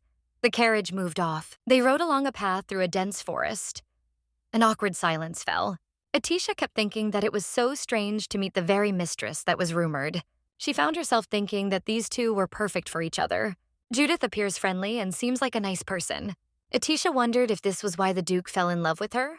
There was such a good atmosphere between them, but when she intervened, they immediately became quiet. The girl closed her eyes for a second, and Cayenne immediately asked if everything was okay with her. The man said that if she felt sick, they could stop and rest. Atisha immediately responded that she was fine and there was no need to stop. Marin took a pillow and placed it under Lady Atisha. The girl thanked her. Atisha noticed Judith's distrustful look. The carriage arrived in a small town called Laxen. The Duke announced that they had arrived and they could get out of the carriage. Atisha looked at the Duke's beautiful mistress with alarm. Marin noticed this and asked if everything was okay with her. Maybe she was feeling unwell because of such a long journey. The girl replied that everything was fine and offered her hand to the Duke. But when she got out of the carriage, she unexpectedly stumbled and fell again into the Duke's arms. The man asked her to watch her step. Atisha couldn't believe it was happening again. Once again, her lips were so close to the Duke's lips. In her thoughts, she asked the Duke what he was doing. Here is Judith. She will be angry with him. But the girl did not want to let go of his hand. Then she came to her senses. Atisha looked behind the Duke and saw a huge glowing structure. She asked if it was a teleporter. Cayenne replied that it was. The man's assistant approached him and said that the teleport was ready. He added that the Duke had some matters to resolve. Cayenne asked if it was urgent. The man replied that it was about an investigation he had ordered. He glanced at Atisha, unnoticed. The Duke asked Atisha to wait for him here for a while. The girl replied that he should not worry about her. Cayenne of Wintel and his assistant left, and Atisha was left alone with Judith. The girl heard Judith laugh quietly. She made a questioning face. Judith asked if Cayenne was difficult to deal with. Atisha asked again, and Judith said she didn't know what he was thinking. That's okay. No one does. The girl said that Cayenne is the same as always, both in childhood and now. He has not changed, so let Atisha not be upset. Atisha wanted to object, but Judith interrupted her, saying that no one could take him away from her. After some time, the Duke returned to them and asked how long they had been waiting. The Duke's assistant said that Miss Judith could teleport along with him and the maid Marin. Judith forced a smile and silently agreed with him. The man told the Duke that they would go first. Cayenne agreed and said that they would meet in the north. The assistant, the maid, and Miss Judith stood in the middle of the teleport and disappeared a moment later. Atisha was delighted to see this. She had never seen a teleporter work before. Cayenne of Wintel said that it was their turn now and asked them to go there. The Duke stopped and turned to the girl, saying that before teleporting, he would like to tell her something. Atisha asked what exactly. Cayenne replied that he wanted to tell the truth about Judith. There were other people in the carriage, so he could not tell about their relationship with Judith. He needs to be sure that only a few people know about it. The girl replied that she understood. She continued that, to be honest, he didn't even have to say it. She still understood the situation.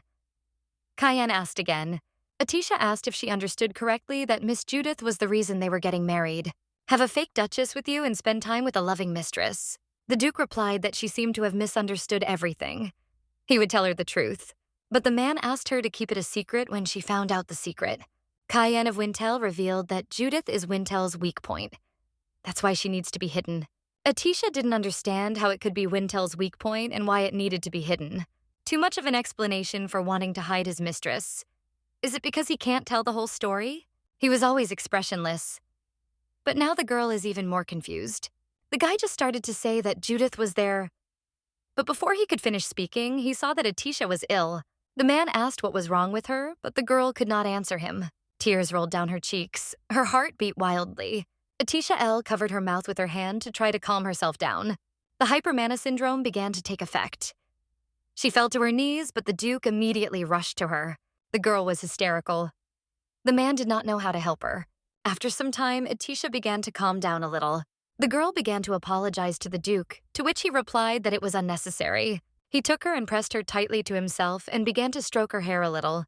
The Duke told her not to be afraid and reassured her with words that everything would be fine. Half an hour later, Atisha rose from his lap and declared that she was feeling better. She lay on the Duke's lap for so long, enjoying his embrace. She thinks that she is okay now and the pain is gone. Atisha thought that he might think that she was faking. Duke Cayenne asked what she was saying. There was no way she was okay. The girl said it was true. The first symptoms were short-lived. They say that in the later stages of the disease, the condition worsens, but for now it is bearable. The man replied that if she was talking about a syndrome, he knew it. He meant that she was not okay at all. The Duke asked if these were the first syndromes. The girl answered that they were. Cayenne said that means she has until the next ones show up. Atisha L. replied that it looks like that. According to the doctor, at first the intervals between the pains are long and then they get shorter towards the end. Until then, she'll have plenty of time to live her life. The man listened and replied that it was clear to him. Atisha began to convince him again that she was okay. The Duke said he thought she'd better rest for a day, and they'd head north tomorrow. The teleport mana can affect her body. The girl replied that everyone was already there and only we remained. Cayenne said it was okay. It was actually good that they were together. If someone saw them, the situation would be complicated. Atisha looked down and thought that was true. The Duke said that he did not know what might happen, so he would better not call anyone. Finally, he suggested spending the day together. Atisha couldn't believe what she heard. He spent a long time on the battlefield, so it is more convenient for him to do without an entourage. But Atisha, there are no maids here, so she might be uncomfortable. The girl replied that she didn't mind. The Duke was genuinely worried about her, and she was no longer in pain. Atisha thanked the Duke for worrying about her. She told him that he was a kind and good person. Cayenne replied that he was not as good as she thought, but of all the people she has ever met, he is the kindest. Atisha doesn't think she will ever meet another person like him. The girl suggested going shopping because there was so much here. Each merchant was calling to himself, shouting that the goods in his shop were cheaper. Atisha finally understood what it was like to go without a servant. Cayenne apologized for causing her inconvenience, to which the girl replied that she was currently enjoying the walk. The Duke was surprised by this. Miss added that she always wanted to experience something like this at least once. For example, walking down an unknown street to an unknown store and buying things you've never seen before. Suddenly, Cayenne of Wintel stopped. Atisha asked what happened. The guy pointed towards the nearest store and asked if she wanted to go in. The miss was beside herself with joy. The Duke said that she had been interested in the shop from the very beginning. He offered to look inside it if she wanted. The girl was very embarrassed. Did he really notice it? Cayenne added that she also seems to like sweets. Atisha said that it's not just that. Laren likes sweets, so they often went to such shops. However, her parents never bought her anything. The girl became sad. The man walked towards the store and opened the door for her, inviting her in. Without thinking twice, Atisha walked in. She couldn't even dream of such a thing.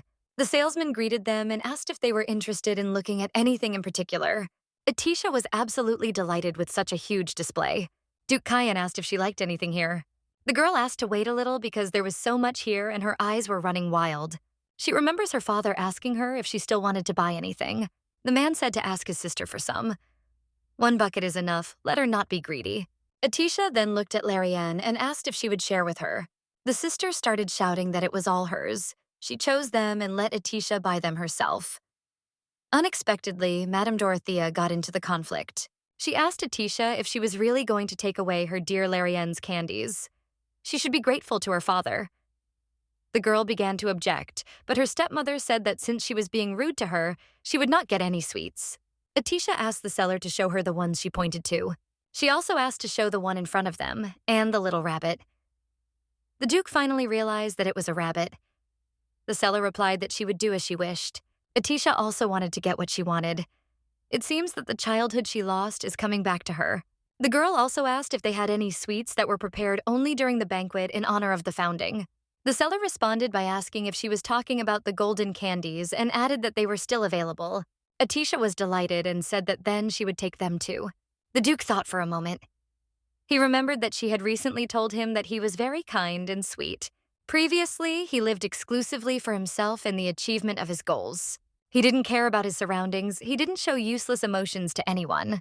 He trampled and stepped over all the obstacles in his path. And he is a sweet and kind person? Atisha is so happy because of some candies. If someone has given a little help, then she already considers him a good person. However, the man closed his eyes. Atisha L. noticed that something was wrong. The girl asked if everything was okay, to which he responded by asking if she had finished choosing. Atisha was very embarrassed and answered that yes. She asked if she had taken too much. The Duke replied that if such an opportunity arose, they would look here again. He put a bag of coins on the table and said that no change was needed. The seller was shocked when he opened the bag. He thanked his dear customers and told them to come back again. Atisha was so happy with her purchases. She hugged her chocolate bunny tightly. The two of them were walking along the crowded streets in the evening. The girl asked the Duke to stop. The man looked questioningly. Atisha told him to take these golden candies. They say that if you put them in your mouth and make a wish, it will come true. Her wish was to leave the Hines family, so now she has nothing to wish for. She thinks he should try these golden candies. The Duke said he didn't need it and told her to eat them herself. The girl was afraid that she was behaving too childishly and apologized for it. The Duke replied that he simply did not like sweets. Atisha wanted to answer something, but someone's voice interrupted her. The woman told Atisha that she felt like she had a wish she wanted to make. She added that the young lady would soon have a long journey ahead of her, and also, it seems, she is not from here. Atisha did not understand how she knew all this. The old lady said that she works as a fortune teller in this restaurant. If they eat there, she will tell their fortunes. She asked if they were interested in knowing their fate. The Duke remained silent. Atisha suggested that they have dinner at a restaurant. The man replied that it was as she wished. They went into the restaurant and the Duke said he would have me. Atisha added that she would have the same. The old woman put her magic ball on the table and began to tell fortunes. She started with the fate of a young lady. By destroying the indestructible, she sees a bright future. Happiness, bliss. There are difficulties ahead that need to be overcome, and as soon as this happens, she will find her happiness. The girl was glad to hear this, and now the old woman wants to look at the future of this nobleman. Suddenly, something terrible happened. The balls suddenly began to emit strange lightning. One of them hit the old lady right in the eye. She screamed throughout the restaurant. Impenetrable darkness and pain and endless war. Struggle, revenge, loneliness and a sword piercing the sun and the sky. Suddenly, the ball fell to the floor and rolled. The clairvoyant doubled over in pain. Atisha asked if she was okay.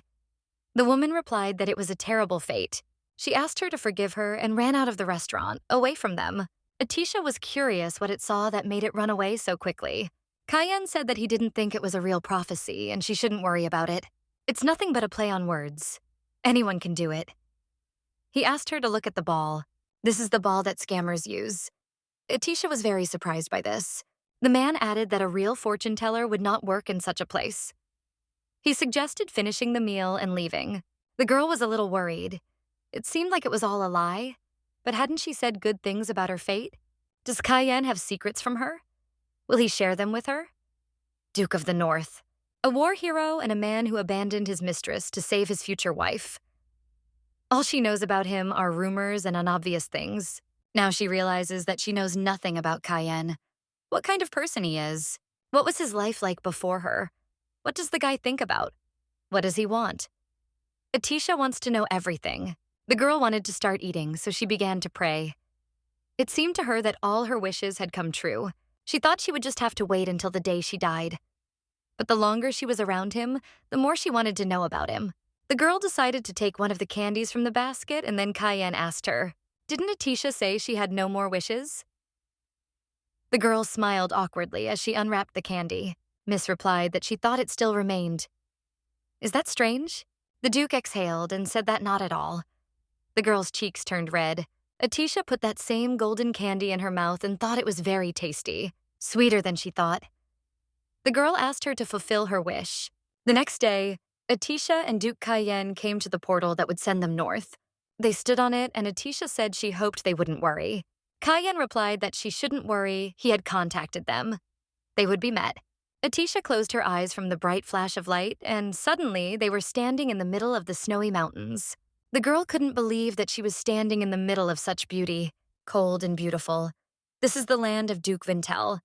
Now, having left the Hines mansion, she feels alive again. No one will torture Atisha here. Not Laren, not her parents. She no longer needs to return to the house she tried so hard to escape from. The man called Lady Atisha and said that it was cold here and asked her to come to him.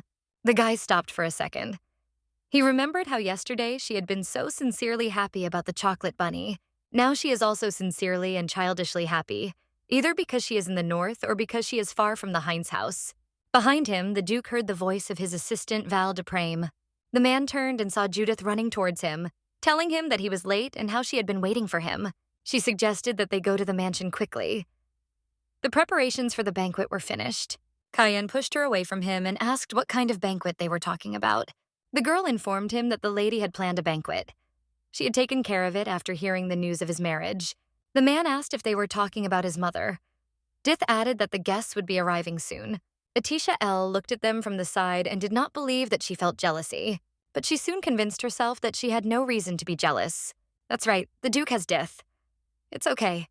She was just a fake Duchess to begin with. She's happy she could walk this path with him. It must be nice to know he's welcomed here. Is it normal that she is jealous of Judith? That's why Atisha doesn't regret her wish. Duke Cayenne brought her out of her thoughts. The man called her name and the girl turned to him. The Duke said he had heard that his mother was giving a banquet today. Atisha asked again.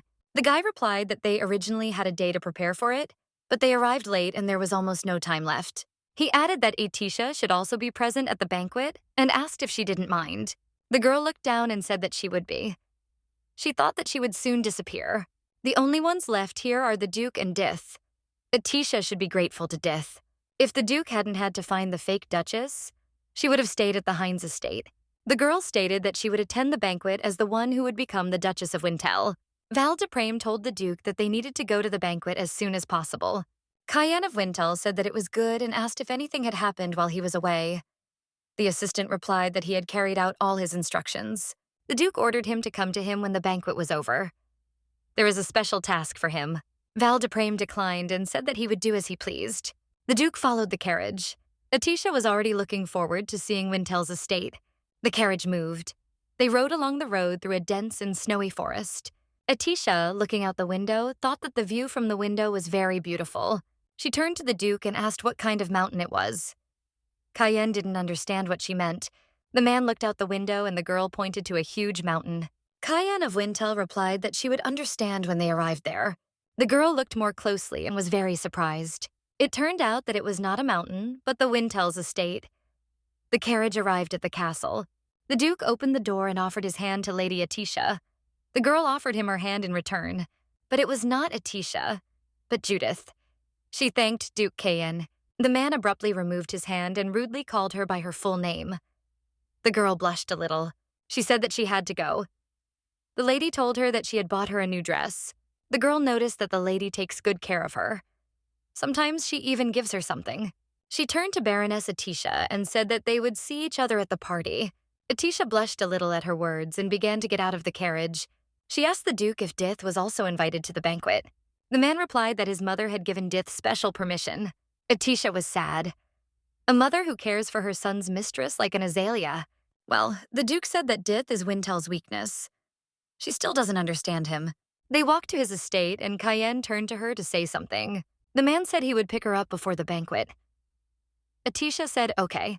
The servants offered to take her to her room. She followed him. The girl thought that no matter how you look at it, it was strange. The banquet shouldn't happen so suddenly. Even when Laren threw a small party, preparations took at least a week. Atisha suddenly realized. Maybe it was because her son brought home a bride and announced the wedding right away. The girl thought that the lady was probably angry. She arranged a sudden banquet, wanting to express her concern in this way. Atisha L., a lady who has no name in high society, and a son who has such merits. He is going to marry someone whose identity is unknown. Surely at the banquet she wants to find out what kind of person Atisha is. The girl had never been to this kind of event before. She suddenly imagined Laren, who was telling her to let her tell her about high society. Atisha exhaled. There was no way she could screw up the banquet. At the event, guests were whispering about Atisha Heinz, the lady who would become the Duchess of Wintel. They had never heard of her before. The guests informed each other that the girl was no longer Heinz. She was now a baroness. They had heard that the title had been bestowed by the emperor. And how can a baroness become the Duke's wife? It's all very strange. The Duke doesn't often visit the capital. 3 years ago, he went to war. The guests do not think that his meeting with the baroness was an accident. The guests really wanted to know the whole story and were wondering who could tell them.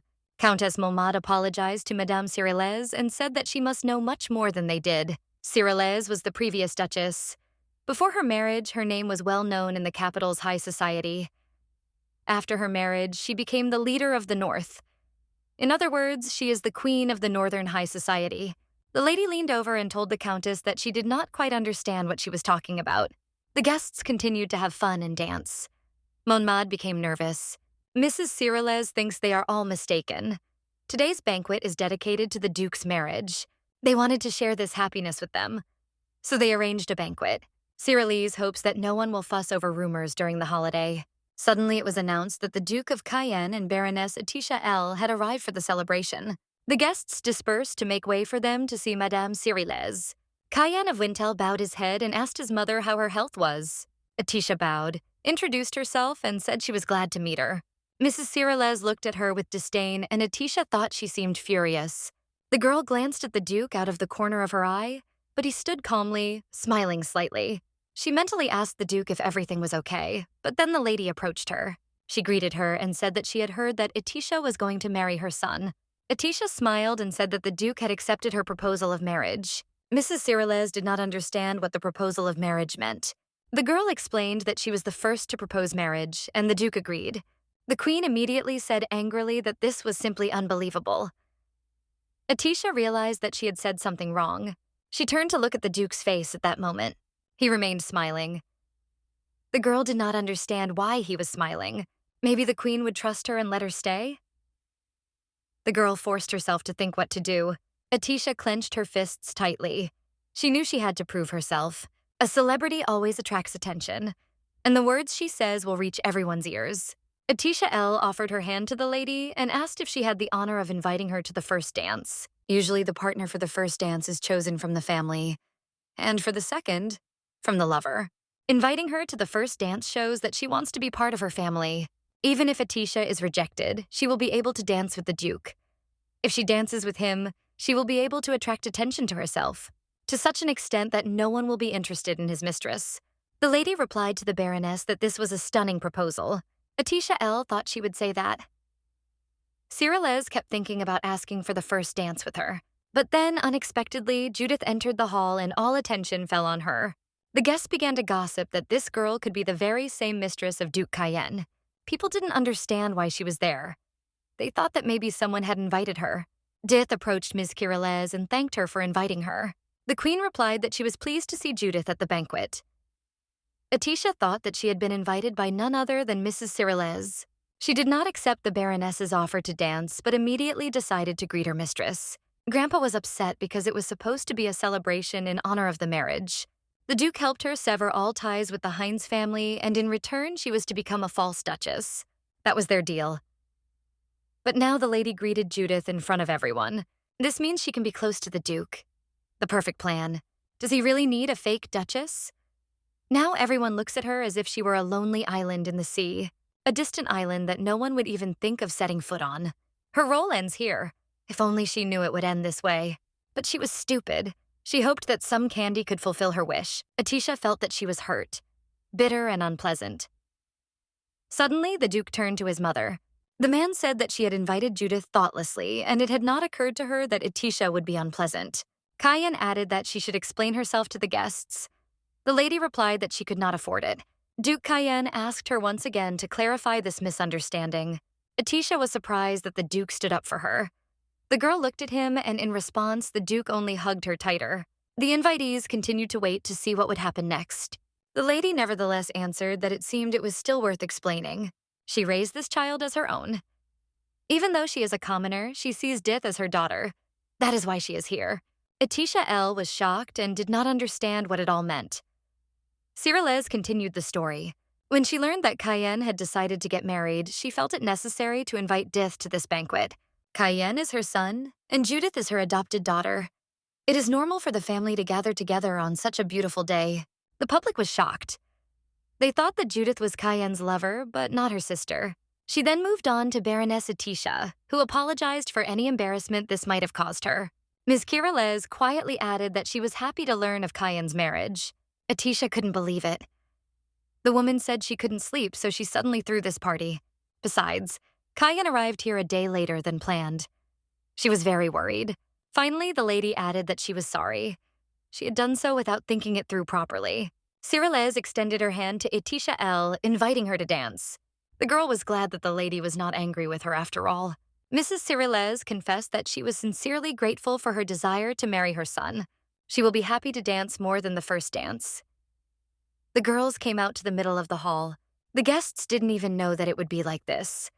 The Duke's mistress, it turns out, is the adopted daughter of Mrs. Cyrillez. Obviously, they shouldn't interfere with this. Mrs. Cyrillez and Etisha L. began to dance the first dance at the banquet. The woman asked the Baroness to take care of her only son. She will do everything she can to help them with the wedding ceremony, so Etisha can ask her for anything. The girl thanked her and said that she would definitely contact her. Cyrillez was embarrassed that the girl called her mistress. She told her that she could call her mother. She wouldn't mind. Etisha was very surprised by this. The lady asked her not to think anything bad. She is not forcing her at all. She waited a long time for Cayenne to find a worthy girlfriend and get married. The woman tried her best to find him a suitable bride, but Mother laid out on the table 5 photographs of girls who were candidates for the Duke's heart. She told the Duke that they were all good. The lady began to tell about the first girl, but in response received a refusal. The woman was very upset because he didn't even look at them. Duke Cayenne turned around and said that he had business to attend to and left the room. Cyrillez lowered her head and said that she just hoped that Cayenne would find someone he could feel at ease with. The lady took Miss Etisha L. by the hands and looked straight into her eyes. The woman confessed that she wanted to be that person for Cayenne, the one who would be his support for the rest of his life. Etisha hoped that it would be so. It was time for the second dance between Etisha and Duke Cayenne. The man approached her. The Duke said he thought so, that his mother was just shy. He added that she was even happier about his marriage to Etisha than he was. The man bowed and offered his hand to the Baroness. The girl became embarrassed. The second dance always goes to your lover. They began their dance.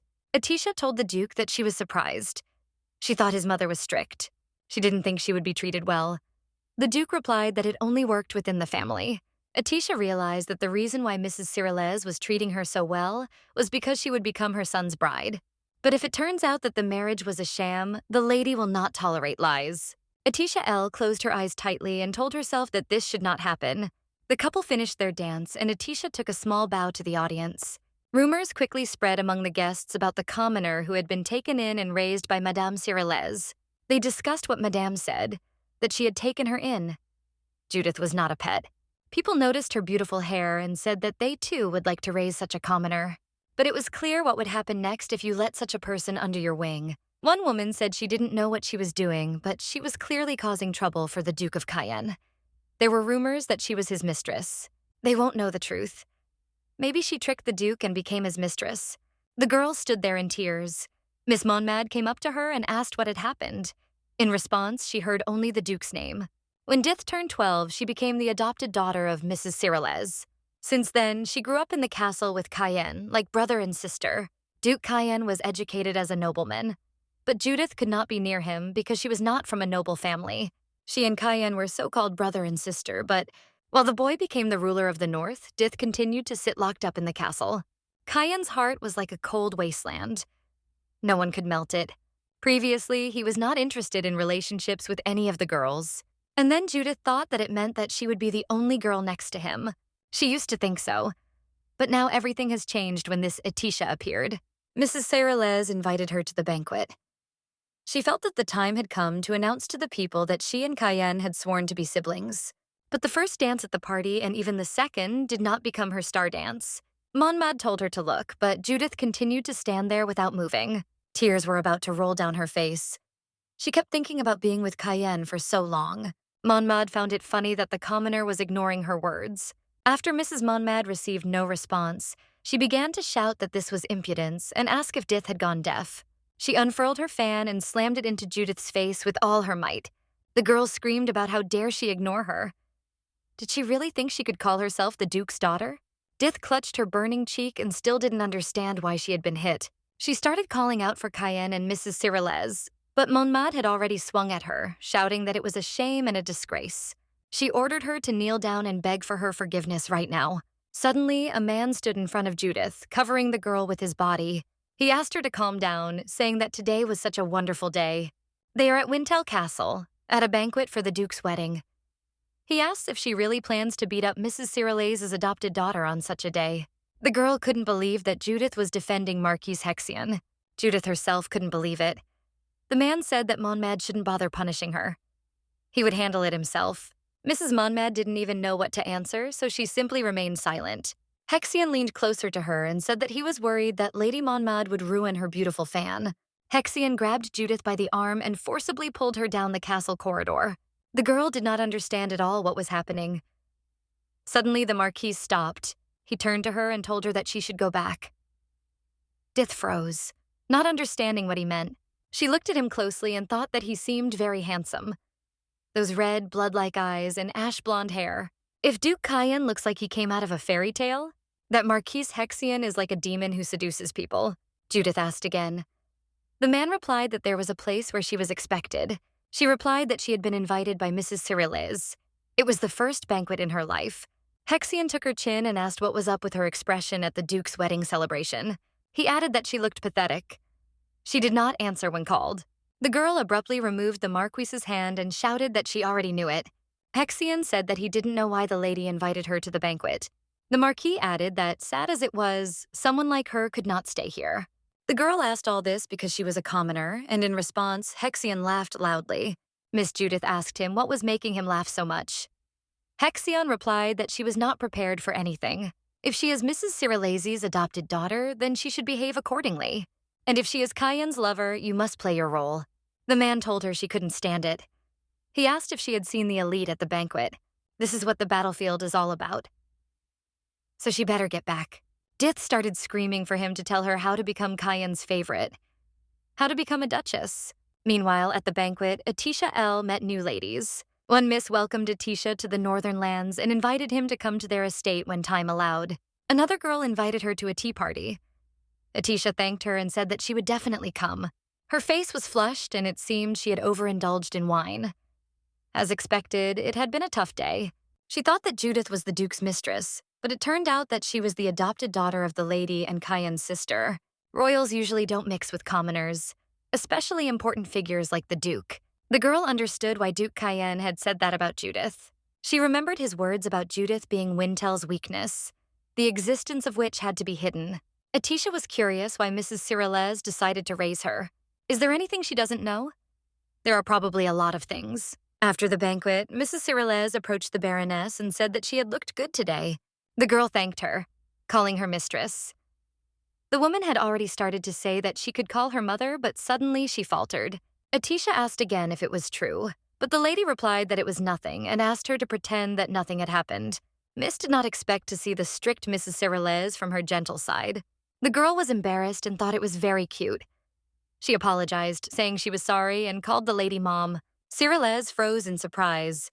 Atisha thanked her again, but called her mother this time. The girl looked at the lady and thought that, looking at her, one might think that she was angry. But in reality, she is embarrassed. The girl thought it was very cute. Atisha said that she was really happy that her mother received her with such hospitality. Cyrillase replied that not everything was so smooth. The banquet was organized in a hurry. There were some shortcomings. Atisha said that she will try to be a good daughter-in-law to repay her kindness. She said that in that case, the lady could also call her by another name, not a baroness, although she was still surprised by that title. She took her mother's hand, and the lady asked what to call her then. Atisha answered that she was her daughter. My daughter. Cyrillase looked at her sternly and with embarrassment.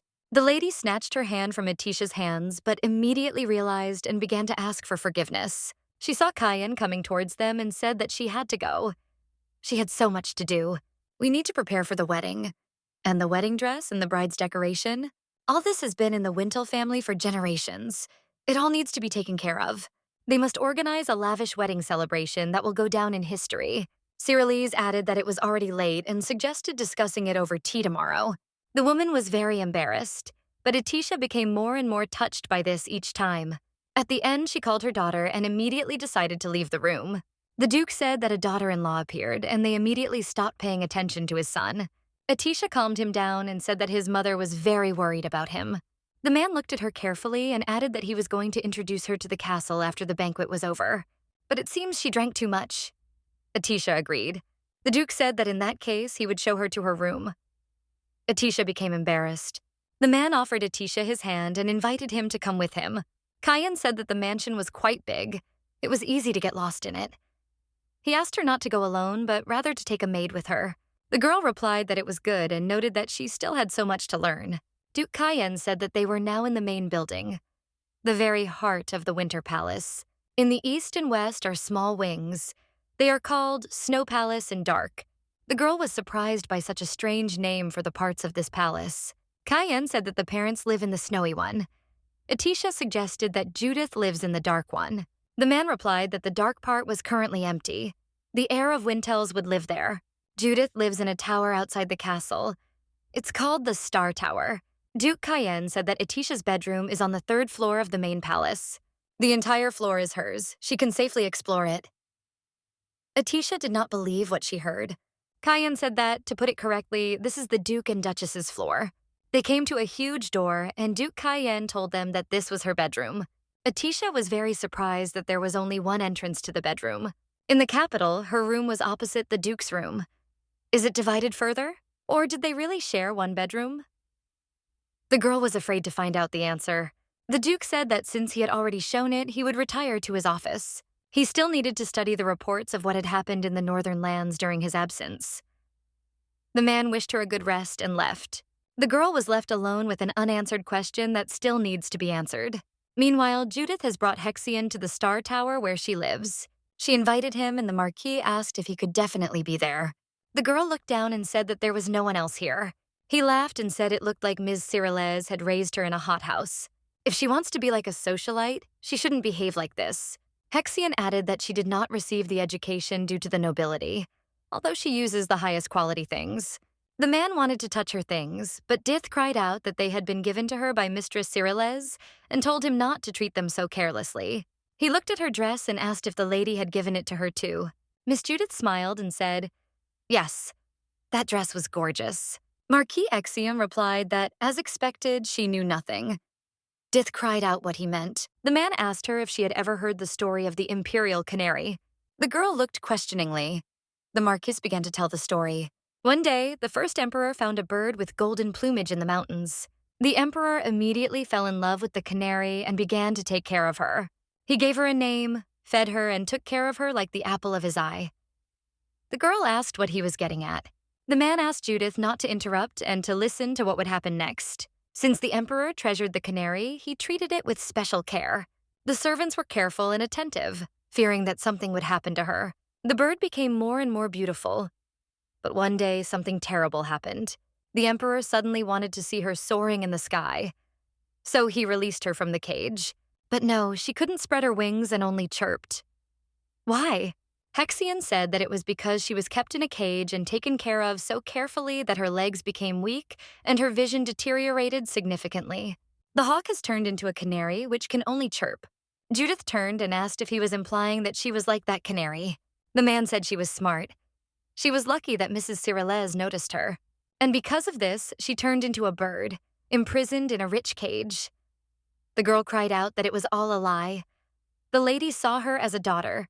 The man asked, "Really? Did they treat her and her pet dog differently at the banquet?" The girl replied that those ladies were simply evil. The Marquis said that in the end, their attitude towards her involuntarily revealed the whole truth. He means that he is in a miserable and ridiculous position. Dith lowered her head. She remembered all the pleasant moments associated with Mrs. Cyrillez. The girl thought about the very cage in which she was now located. Perhaps Marquis Hexion was right in his guess, and she was just the emperor's canary. The man said that perhaps Mrs. Cyrillez raised her out of simple curiosity, pity, or just generosity. It doesn't matter. What's more important is that the girl is treated like her pet. So if she wants to escape from this terrible reality, she must listen to his advice. At the same time, Duke Cayenne came into their room with Atisha and took off his jacket. The man looked at the sleeping Atisha and even felt a little touched. He took off his t-shirt and sat down next to Atisha. Cayenne looked at her sleeping face and thought, Atisha was able to gain the power to crush those who hurt her. The Duke took her dress and lifted it a little to see her legs. He asked her why she didn't take revenge on the Heinz family. All the Duke's sufferings were born from deep darkness. His happy childhood disappeared without him even noticing.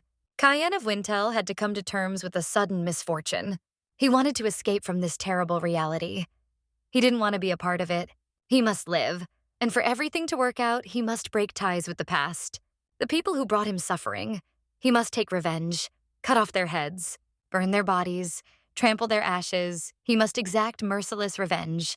Atisha is a girl who, like him, wants to cut all ties with the past. But unlike him, she didn't want revenge. The Duke was tormented by the question of why. Isn't she angry? Is it fair? Doesn't she want to kill them all? Atisha felt the Duke's touch and opened her eyes. The girl did not understand what was happening. Cayenne let go of her dress without saying that everything was fine and that she should lie back down. He thought that nothing had changed. The wedding had to be held in a month, because everything will go as planned by him earlier. In the morning, Mrs. Cyrillez and Miss Atisha were having tea. The woman asked if her dress was torn. Atisha replied that yes, it seemed she had torn it in her sleep. Mother replied that she should not worry. She would buy another one. The girl didn't know when she managed to tear it. As usual, she dreamed of the Duke. Mrs. Cyrillez added that, by the way, it was she who handed the letter to the girl. Atisha asked what it was, and Cyrillez replied that it was an invitation to tea from Marquis Hexion. He invited her, Atisha, and Dith. At yesterday's banquet, Marquis Hexion spoke with Lady Monmad and Dith. Despite this, Marquis Hexion is involved in various scandalous rumors, so she worries that Dith might get into trouble. Atisha thought that the lady really cares about her adopted daughter. She thought how great it would be if she had such caring parents. They would share pleasant things with her and worry about her if something happened. The girl was jealous. Suddenly, she heard her mother-in-law's voice in her dreams. She asked what it was, and the lady said that she would accept the invitation in any case. The woman asked what about her. Would she go with them? The girl thought about it. She said it was an honor, but she was not yet accustomed to the banquets held in the north. Many rumors make her worry. Atisha smiled and said that next time she will go with them. The woman was very embarrassed by her smile and asked her not to smile at her like that. After tea, Atisha looked around her new home with its 2 servants. She thought that, frankly speaking, the lady was also charming. The girl walked into the library and was delighted by how huge it was. Atisha L. saw a door at the end of the hall and became interested in where it led. One of the maids said that this was the Duke's office and he should be there now. Suddenly, these doors opened and the assistant of the Duke of Val-de-Pram came out. The man greeted Miss Atisha. He told her to come in and that the Duke was waiting for her. The girl asked again. He asked if she hadn't come here because of the gift. Atisha was not embarrassed when she heard that the Duke had prepared a gift for her. When she entered the office, she saw a lot of magnificent jewelry. The girl forced when she saw one set of them. Cayenne asked if she liked it. Atisha replied that she didn't need all that expensive jewelry. Cayenne said that it was an apology and added not to be burdened. The girl asked what kind of apology he was talking about. He had nothing to apologize for. The Duke replied that the dress was torn. Atisha blushed and said that it was her fault, but suddenly the man says that he tore it up. The girl froze, not believing what she heard. She looked at him in surprise, and Cayenne replied that he had torn her dress last night. The Baroness was so shocked by what she heard that she didn't notice how she dropped the necklace. Miss Atisha turned red and covered her mouth with her hands in shame. The maids who heard this and Val-de-Pram's assistant were stunned. They imagined Duke Cayenne ripping Miss Atisha's dress in a fit of passion. The girl still couldn't believe that her dress had been torn by the Duke. The man himself, unlike the others, showed no emotion. Atisha remembered what happened that night. She was lying on the Duke's arm, and he touched her with his other hand. A moment later, the girl was already lying in the Duke's arms. She thought she had dreamed it. Cayenne apologized again and said that it was his fault.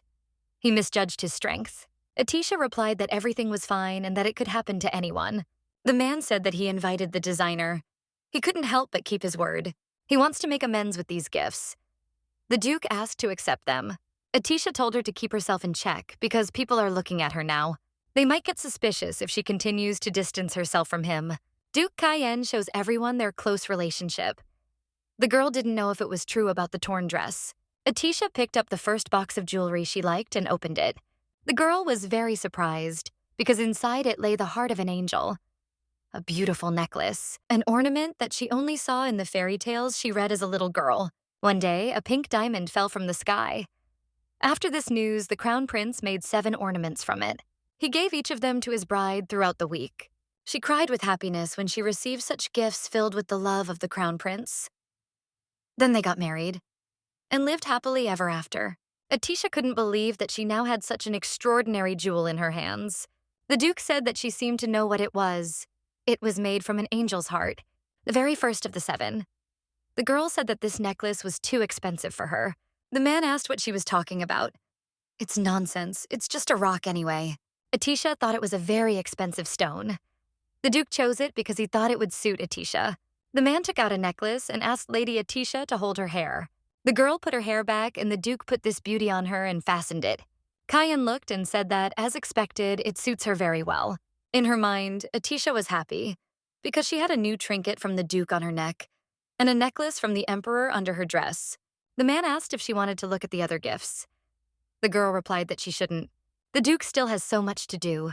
She dare not detain him any longer. Atisha touched her new piece of jewelry and said she would take care of it. Kyan replied that it was fine and added that he would send the rest to her wardrobe. The girl thanked him and wished him a good day. She left the office. The maids couldn't believe that the Duke had given Miss Atisha the heart of an angel. He even smiled a little, and last night he tore her dress. Is this the Duke they knew before? Baroness Atisha L. suddenly became the fiancée of the Duke of Wintel, and the most interesting topic of conversation in society. The maids discussed among themselves that the Duke had torn her dress and said how passionate he was. Rumors spread quickly about the Duke giving her the heart of an angel and about Lady Cyrillès inviting her to tea. There was only one day left before tea. Other people wait years for an invitation to Lady Cyrillès' tea party. One of the maids asked why everyone was so surprised. She lied that she knew that Lady Atisha was a famous person in the capital. Land, estate, gifts from the Emperor. She asked if they now understood that Atisha L. was different from the others. And so Atisha's importance grew more and more every day. Of course, without her knowledge. In the evening in the Star Tower, Judith learned about these rumors. The girl bit her nails and thought, had Kyan really torn her dress? She thought it was impossible. This just can't be happening. Judith was furious. She pulled out her chair and sat down on it. The girl began to write a letter to the Marquis of Hexion, who promised to help her. A couple of days later, Hexion thanked them for accepting his invitation, as he knows they are all very busy. He told the girls that he hoped they would have a great time and enjoy themselves. Mrs. Monmed calmly drank tea and looked at Judith. She couldn't understand what Marquis Hexion was thinking by inviting a commoner here. If it weren't for Lady Cyrillès, she would have thrown her out of here long ago. The man observed Judith's behavior in society and came to the conclusion that she was different from others. The conversation took place a couple of days ago. Then Marquis Hexion told the girl a month. She only has 1 month. Miss Judith didn't understand and asked what he was talking about. The Marquis smiled in response. He asked if he understood correctly that their wedding would take place in a month. In the eyes of the aristocrats, Judith is now the daughter of a duchess and the mistress of a duke. But what will happen if an official owner of the Wintel family appears? Everyone will forget about her. If those two get married, it will be the end for her. The girl clenched her fists tightly and asked what she needed to do. Hexion replied that she had a month. During that month, she needed to strengthen her position. Judith must not allow any of the Wintels or aristocrats to treat her inappropriately. The Marquis added that for this, she needed allies and that was all for today. Finally, Hexion advised her to start with Countess Monmad. It was during the tea party that Judith decided to act. She stood up from the table and wanted to say something to Mrs. Cyrillès. But suddenly, the girl accidentally knocked over a cup of hot tea. All this tea, of course, spilled on Countess Monmad. The woman was furious. Hot tea flowed down the fabric of the expensive dress. Judith began to apologize and say that it was an accident. The Countess asked how this could be an accident. Everyone saw that it was on purpose. The woman came closer and said that even if it was a mistake, she had spilled on the Countess and should be punished. The girl apologized again and said that she really didn't mean it. She took a napkin and asked to let her help wipe it away, but Monmad slapped her hand and told her not to touch it. Who is she to touch her with her dirty hands? The other invited ladies did not want to interfere in their quarrel. Suddenly, Madame Cyrillès told the Countess that she was too rude. The woman wiped her mouth with a napkin and said that she had brought a clean child with her. There was silence in the room, but then Monmad screamed that Judith had deliberately spilled tea on her. It was obvious that she had held a grudge against her after the banquet. Cyrillès began to remember. The woman said that at the banquet, an arrogant lady hit Judith in the face. her adopted daughter. But at the banquet she hosted, where Judith was first introduced to society, Cyrillez said it was interesting and asked Madame Monmad if she happened to know this reckless lady. Monmad bit her lip. She said she didn't know what had happened at the banquet, but if the Duchess let go of her anger, the troubles of that day would go away on their own. Mrs. Cyrillez said it was great advice, and she thought so too. The woman stood up and said that of course the noble Madame Monmad was so well versed in propriety and laws, and she will be indulgent towards the mistakes of her child, who still knows little. Monmad replied that, of course. Later, she walked down the corridor and thought about what this toadstool had enlisted the support of Madame Cyrillez. Marquis Hexion approached her and said that the dress suited her very well. He apologizes to her on his own behalf for today's incident. After all, the law of nobility says, do not neglect injustice. But he cannot speak out against it because of certain circumstances. He has no reason to meet the Countess. The girl blushed and said that he didn't need to apologize for that. She hopes he will be more considerate in the future. She doesn't want to see commoners here. Hexion said that it was unexpected. He thought that she would need this child more than anyone else. Countess Monmad asked him what he meant. The man replied that with the wedding of the Duke of Cayenne, a new Duchess would appear in the world. Madame Cyrillez will soon leave high society, but Baroness Atisha L., whose name was formerly Atisha Hines. The woman interrupted and said that she had heard about her, and it seemed that Atisha L. was quite a shameless girl. Hexion asked if she would be worthy of becoming the top of high society. Monmad asked if this meant that she should sit on this throne. The man replied that he thought she was more deserving of it. If not her, who could succeed Madame Cyrillez? He then asked her to use Judith, whom she considers a commoner. Judith is a means capable of shaking the greatness of Duke Wintel, who stands firm as a mountain. Hexion said she simply had to take advantage of this opportunity. At night in the castle, Atisha L. decided to walk around it in her nightgown. She walked and thought whether Cayenne would sleep with her today. Like yesterday. The girl was wondering why he tore her dress. If you remember the past, he is sometimes very harsh. She wondered if he really had such preferences, and then dismissed the thought. She asked the Duke for forgiveness for such vulgar thoughts. Suddenly, Atisha looked at the wall. The girl realized that these were all portraits of Wintel's. She began to examine them. Atisha reached the very end and finally saw the portrait of Duke Cayenne. The girl said he was cute and saw that his birthday was on it. 1 year of Barousse, 5 of the gods, the 7th star. Atisha was horrified that it was tomorrow. Suddenly, she heard the Duke's voice behind her. He asked her what she was doing there. The girl didn't know what to do. She couldn't say that she didn't know about his birthday. Atisha L. said that she was just walking around and looking at the portraits and got a little lost. The Baroness looked at the wall and noticed something strange.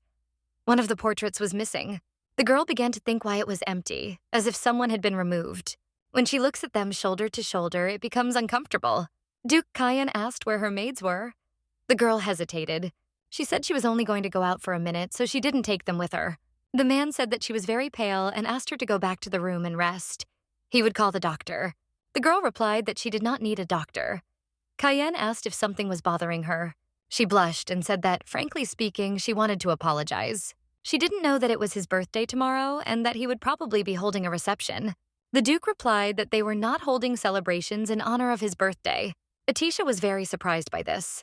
The man said that he had not been used to celebrating it since childhood, and this year everything would be the same. The girl asked why. It was a special day of the year. The Duke thought for a moment. He replied that it was all because he didn't want to waste his time on such complicated things. Atisha was a little confused about the complicated things. Laren went out of her way every year to throw a lavish celebration. The Duke is not like that. She asked if it would be possible if it wasn't that difficult. The man didn't understand what she meant. The girl replied that now she knew that tomorrow was his birthday, and she didn't want it to be an ordinary day. She received a lot of help from him, and he gave her so many things. Therefore, she wants to pay him back with the slightest help and help with the organization. The girl added that she was not talking about the ball. She just hoped that the Duke would spend some time with her. He came closer and asked if his birthday was so important to her. Atisha replied that of course, because she won't be with him next year. The girl wondered if it was really that burdensome for him. She didn't have much time left. That's why it's only now that she can celebrate his birthday. The guy replied that he agreed.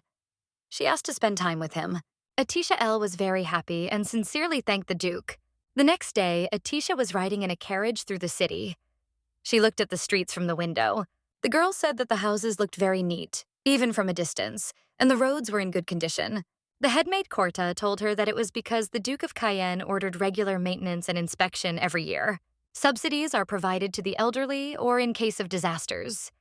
During heavy snowfalls, snow is removed in a timely manner before it melts and turns into ice. Atisha thought that the climate in the north was harsher and the Duke was doing well. As expected, he was wonderful. The maid asked Atisha why she decided to go for a walk. The girl became embarrassed and said that she needed to buy something. The maids were curious about what she was talking about. Atisha didn't know what kind of gift the Duke would like. The girl is a little confused because it seems like he already has everything. Suddenly, the carriage stopped abruptly. The Baroness asked what was going on. The main maid Corta said that she would go out and see what happened. On the street, security guards shouted at a stranger. How dare he block the path of Wintel's carriage? Hexion thought that people around him might think he was a murderer. The man suddenly said that he just wanted to say hello. Atisha began to remember this man. She shouted for the guards to stop and got out of her carriage. Atisha asked Corta if this was really the case, but was immediately told that she was right. This is Marquis Hexion. Atisha didn't understand what a marquis would do on the street without an escort. The girl approached him and bowed, saying that she was glad to meet him. She introduced herself and in response heard that he knew who she was. The man said that only 3 people were allowed to ride in the carriage with the Wintel's family crest: Duke Cayenne, Madame Cyrillez, and Baroness Atisha L. Hexion showed her 3 fingers. He added that if the odds are 1 in 3, then it's worth throwing yourself under it. Atisha asked him what he meant. The man replied that he was just bored. He came closer to her, leaned over and asked if she didn't remember him. Atisha didn't understand what was wrong with this man. He wasn't even sure that she would be the one in the carriage, but he still blocked the road. If he hadn't been careful, he could have been trampled by the horse. The girl didn't understand what his words meant. Was he talking about the tea ceremony? Atisha asked if he was talking about the last tea ceremony. She apologized for not accepting his invitation that day. She was not familiar with the north yet. The man stood there looking gloomy, and the girl thought that something was wrong with the atmosphere. Had she said something wrong? Hexion couldn't find the right words, but in the end, he said that it was sad that she didn't remember him. Atisha was surprised and asked if he could be confusing her with someone else. The man put his hood back on and said he thought he was wrong. The girl thought that the tone of his voice had strangely become much sharper. He's probably angry. Heinz apologized for suddenly jumping under her carriage. He added that someone was waiting for him, so he should go now. He apologized again and left. Corta asked Lady Atisha if she knew Marquis Hexion. The girl replied that no, this was her first meeting with him. The main thing the maid said was that it was strange. Atisha didn't understand. Did she really know Marquis Hexion before? But if she had met someone who was so outstanding, she would hardly have forgotten about it. At the same time, someone sent Judith a box with a very beautiful dress. The girl tried it on and it looked amazing on her. She couldn't believe it was for her. Miss noticed a note on this box. The girl hoped that this gift had not come to her by mistake. She read the note and it turned out to be a gift from Mrs. Monmad. No matter how many times she read it, she still couldn't believe it. At the last tea ceremony, she said that she wanted to be friends with her. Dith has never received gifts like this. Does this mean that Madame Monmad treats her like a duke's lady? The girl squeezed the dress and thought that she was very happy. The lady always gives her flowing and simple dresses. But when she puts on this dress, she looks like the main character of a fashion party. She wondered what Cayenne would say when he saw her in this outfit. Will he look at her differently if he sees her so beautiful? She must go and see Duke Cayenne as soon as possible. The table was already set in honor of the Duke's birthday. Atisha was already sitting and waiting for him. She was wondering if the Duke would like her gift. If he did, she would be very happy. Cayenne of Wintel came into the hall. The girl began to stand up, but the Duke asked her not to do so. She greeted him. The man said that he heard that someone had come to see her. He asked if she had any problems. The girl replied that it didn't matter. It was just a small incident. Atisha took out her gift and asked the Duke to accept it. Cayenne did not understand what it was. She said it was her gift to him. Since it was a plant, he could continue to grow it. She chose him because the Duke would be able to admire him for a long time. Duke Cayenne didn't even know how to react to this. He touched the blue ball in the middle of the flower. Suddenly, a small copy of Atisha appeared from it and congratulated him on his birthday. She hoped that this year would be a happy one for him too, and thanked him for everything. Cayenne was very surprised by this gift. He thought that Atisha still wanted to celebrate his birthday, even after she dies. Atisha will die. In 1 year, she will be gone. 1 year later, she won't be able to be here anymore. She'll get sick and die. Duke Cayenne didn't understand why this realization made his heart clench. The girl said that she was interested in whether he liked her gift. Suddenly, Atisha L. felt a piercing pain. She fell to her knees in front of the Duke. Cayenne didn't understand what was happening for a second. He rushed towards her, grabbing her, but she fell right into his lap. Cayenne screamed at her to stay with him, conscious. Her gift, which she spent so long choosing, broke. Cayenne of Wintel kept asking Atisha if she was okay, but all he heard in response was a moan. The man thought that this was all bad and decided to quickly call a doctor. Miss touched him with her hand and said that there was no need for that. She was fine. The girl said that this was only the second symptom and that she would be fine soon. She proved that she was telling the truth and that she was better than him. Cayenne was a little confused. He asked if she was really okay. The girl replied that she was and thanked him. Atisha apologized profusely because it was her fault that his gift was broken. The man replied that everything was fine. The stone that showed the image and the water lily were intact. They just want a new tank. Atisha noticed that he is all wet, and if he stays in this one, he will definitely get sick. She took a napkin from the table and asked to wait a minute. The girl began to wipe it. Atisha suggested using a wipe to remove moisture first. She added that she was glad he was okay. The Duke was embarrassed by his current situation. This whole picture of intimacy was accidentally seen by Judith when she entered the room. The girl saw the ring on Atisha's finger again and froze for a second. Pora noticed her, but they still continued to stand silently, not knowing what to say. Atisha thought about what she should do now. What if Dith saw her symptoms of extreme mana? The man grabbed Atisha by the waist and hugged her. He asked Dith what was going on. Judith couldn't answer. She continued to stand rooted to the spot. The girl smiled and said that she came to show him her outfit, because this is the first time in a while that she has worn such a fashionable dress. Dith said that it was a gift from Madame Monmad to her, so she wanted to show it to Cayenne too. The girl walked and didn't notice how she stepped on that very stone. A small copy of Atisha emerged from it again and began to congratulate the Duke. She said again that she hoped that next year would be as happy as this one, and thanked him. Atisha looked at Judith with concern, so the man asked if everything was okay. Dith was furious. Birthday? Was she celebrating Cayenne's birthday? It's just impossible. Cayenne always forgot about celebrating his birthday. He never had any holidays or other gifts. Judith said not to upset himself and that no one can have Cayenne. The girl gritted her teeth and thought about how she didn't like all of this. She could barely hold back her tears, so she decided not to run away from this room. Atisha L. shouted to wait for her, but as soon as she wanted to follow her, the Duke grabbed her hand. The girl did not understand what this meant and only looked after her with alarm. At night, Judith ran through the castle and thought that she knew that Cayenne was better than Atisha. She thinks about Cayenne much more than she does. Cayenne's lady should be her. She should be the one receiving care from Mrs. Cyrillaise, receiving gifts from Cayenne, to be delightful to the servants and maids. Atisha, this is not the woman. She should have it all. The girl lay and cried into her pillow. She thought that she should become Cayenne's woman. A tear fell on her palm, and she realized that she had to take Atisha's place. Marquis Hexion walked into the room and called her a canary, sighing. He leaned over to her, began to stroke her, and tenderly asked why she was crying. Judith didn't quite understand what he was doing there. The girl asked him what she should do. She took his hand in hers and added that she would do anything to take her place. The man smiled and took her face. He told her that he congratulated the canary. She left the cage. Before going to bed, Cayenne asked Atisha if she had any breathing problems. The girl replied that she was already feeling better and thanked the Duke for worrying about her. He asked if it was because she was pushing herself so hard when she came out. The girl replied that no. Corda and the knight helped her a lot, so she quickly returned. Atisha said that during the day she accidentally ran into Marcus Hexion. Unexpectedly, he jumped right in front of the carriage. There was almost an accident. He seemed to know her. But for Atisha, this was the first time she had met him. The girl said she thought he was mistaking her for someone else. The Duke thought for a moment, but then replied that he should have told her something earlier, but had missed the chance. Among the world's aristocratic figures, there are two men that Lady Atisha must be wary of. The first is Madame Monmad. It would not be an exaggeration to say that all the gossip and scandals in the north come from her. The man told her not to get too entangled. When talking to her, you have to be careful what you say. And the other person is Marquis Hexion. Cayenne asked her to ignore his interest in her. Atisha thought about his words. The Duke told her that the Marquis was a dangerous man. He liked to play with women. The life of any woman who is involved with him will be ruined.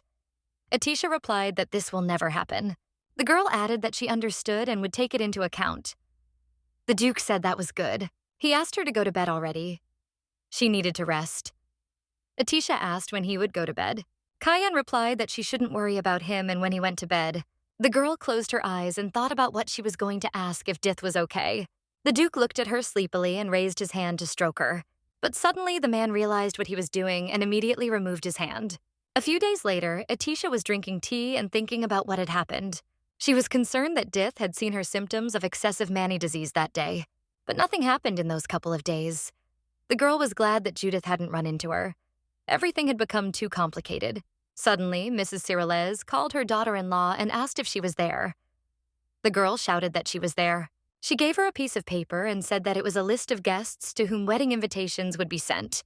Atisha looked at it and thought that all the people here were wonderful. The list included the imperial family, members of the royal family, nobles, archmages, and high priests. Cyrillez told her that if she wanted to invite or remove someone from the list, she should tell her now. Atisha replied that everything was fine. Her wedding is also the wedding of the Wintels family. The family guests that Mom invited are also her guests. Mrs. Cyrillez admired her and said that her daughter-in-law's words were beautiful and that she was very thoughtful. Atisha replied that she was very kind to her and praised her too much. The lady was embarrassed and said that she would leave the final guest list as is.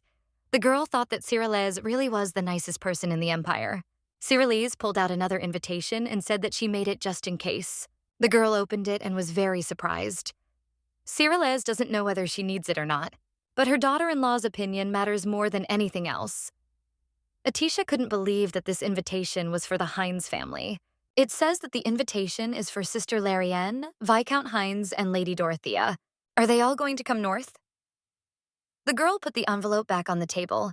The lady replied that it looked as if an invitation was not needed. She apologized and said that she should have asked her. Atisha replied that she knew and was grateful that she asked her. Cyrillez called her maid to her and told her to throw the letter away. And then, after thinking for a moment, she told her to tear it up and burn it, then melt the remaining ashes in water and make ice out of it. Then chop this ice with an axe. The maid replied that she would do it right away. She turned to Atisha and asked her if she should pour oil on the broken ice and set it on fire again. The girl responded by asking if she could receive this invitation if everything was okay. Cyrillez thought she had gone too far. Atisha responded that she wanted to break it herself. At the Marquis of Hexion's residence, a man asked the Canary if she was ready. The girl came out to him in a beautiful red dress and a mask on her face. She asked him if she had to wear this dress because she wanted to choose other clothes. The Marquis replied that last time she was happy because the dress was gorgeous and asked if that was true. Judith replied that she hated him now. The man replied that she couldn't do that now. This is a great opportunity for her to appear in Madame Momad's gift. People without power like her have to use everything they have. She needs to be patient. If all goes well, she will be able to buy dresses like this one. Dith replied that she understood. She thought that the Marquis was right. From now on, she would climb up on her own 2 feet. The girl entered the main hall. Men and women immediately noticed her. Judith decided for herself that from today on, she is Cayenne's mistress. She came to this celebration as his courtesan. At the ball, the guests danced and had fun. The men invited the ladies to dance. Others were gossiping over a glass of champagne. But their peace was disturbed by a girl who had just entered the room. The stranger with the mask was dressed smartly, and all eyes were immediately on her. Judith thought everything was going well. She had to play with confidence, and all that will be left for her to do is wait until my mother tells her the way.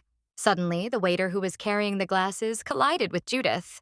The glasses of champagne that had just been poured fell to the floor. The waiter apologized and asked if she was okay. Judith took off her mask, smiled, and said that she was fine. The guests couldn't believe that it was Judith under the mask. How could a commoner come to this party? Marquis Hexion let someone into the party without verifying their identity? The guests thought that the commoner was at the ball because someone had taken her along. Maybe Duke Cayenne took her with him as his mistress? If that's the case, then this woman must be Duke Cayenne's mistress. Val de Prame told the Duke that it seemed he had found him. Indeed, he was still alive. Duke Cayenne replied that, of course, he was not one to die easily. The assistant felt like someone was helping him every time he missed it. He thinks there might be an insider.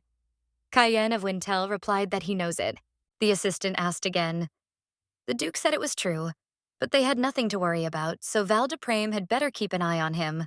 This time he needs to be more careful and not get caught again.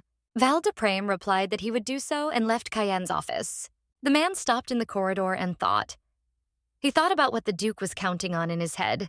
He doesn't understand it at all. These days, he values only the vase that Lady Atisha gave him. The atmosphere is also different from yours before.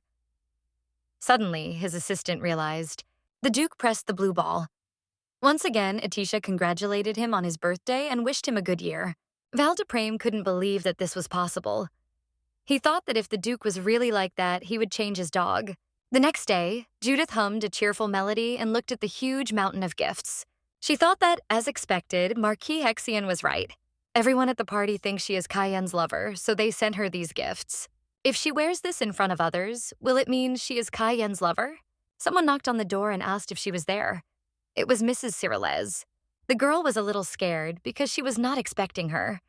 She did not know what to do with all these gifts on the table. Cyrillez said she had something to say, and she came for a minute.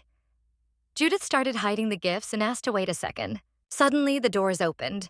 The girl thought that if Madame Cyrillez saw this, Judith sat down and, overcoming herself, looked at her mother. It seemed that Madame was furious. The woman said that she heard that she and Marquis Hexion had a fairly good relationship. She asked the girl if it was true that she had invited him to her tower and had also gone out with him. Dith was silent. The Marquise told her that he avoided all the guards, so how did she know? Mrs. Cyrillez took her daughter's hands in hers and said that she understood her. She is already old enough to be married. It is time to look for a man. Cyrillez can't pay attention to them because of Cayenne's marriage.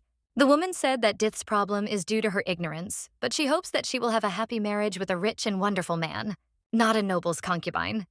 She will provide any support, and they will agree on any man she wants. Judith didn't expect Mrs. Cyrillez to say something like that. She thought she would be scolded. But the woman, on the contrary, cares about her very much. Mom wants her to be happy. Maybe she'll let her be with Cayenne. The girl said she wanted to tell her something. Madam, she listens carefully. Judith said that, in fact, she loves Cayenne. The girl confessed that she would like to become Cayenne's concubine. Then she will not be separated from her mistress and will live happily in the castle for a long time. Cyrillez stood up abruptly and slapped the girl across the face. Judith screamed. The woman couldn't comprehend that she had done it. She said it was impossible. The two of them? Never. The two of them can't be like that. The woman turned the table over, picked up Judith, and started shaking her. Dith begged to let her go and leave, to which the madam shouted at her to swear that she would never look at Cayenne as a man again. Judith only cried and could not say anything else, so the lady shouted at her to hurry up. Suddenly, Mrs. Cyrillez realized what she was doing and let the girl go. She fell to the floor and hit herself hard. Madame's eyes showed that she regretted it. The woman leaned over, apologized, and tried to touch Judith, but she moved away from her. The girl turned away and said that she wanted to be alone now. Cyrillez knew she was better off putting it alone, and so she decided to leave. Finally, she told her that she would send a doctor here to examine her, and if she had any injuries, then let her know. The action takes place on a bright spring day.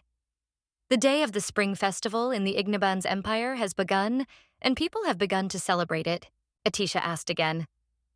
The Duke told her that Madame Monmad had sent her an invitation to the spring festival.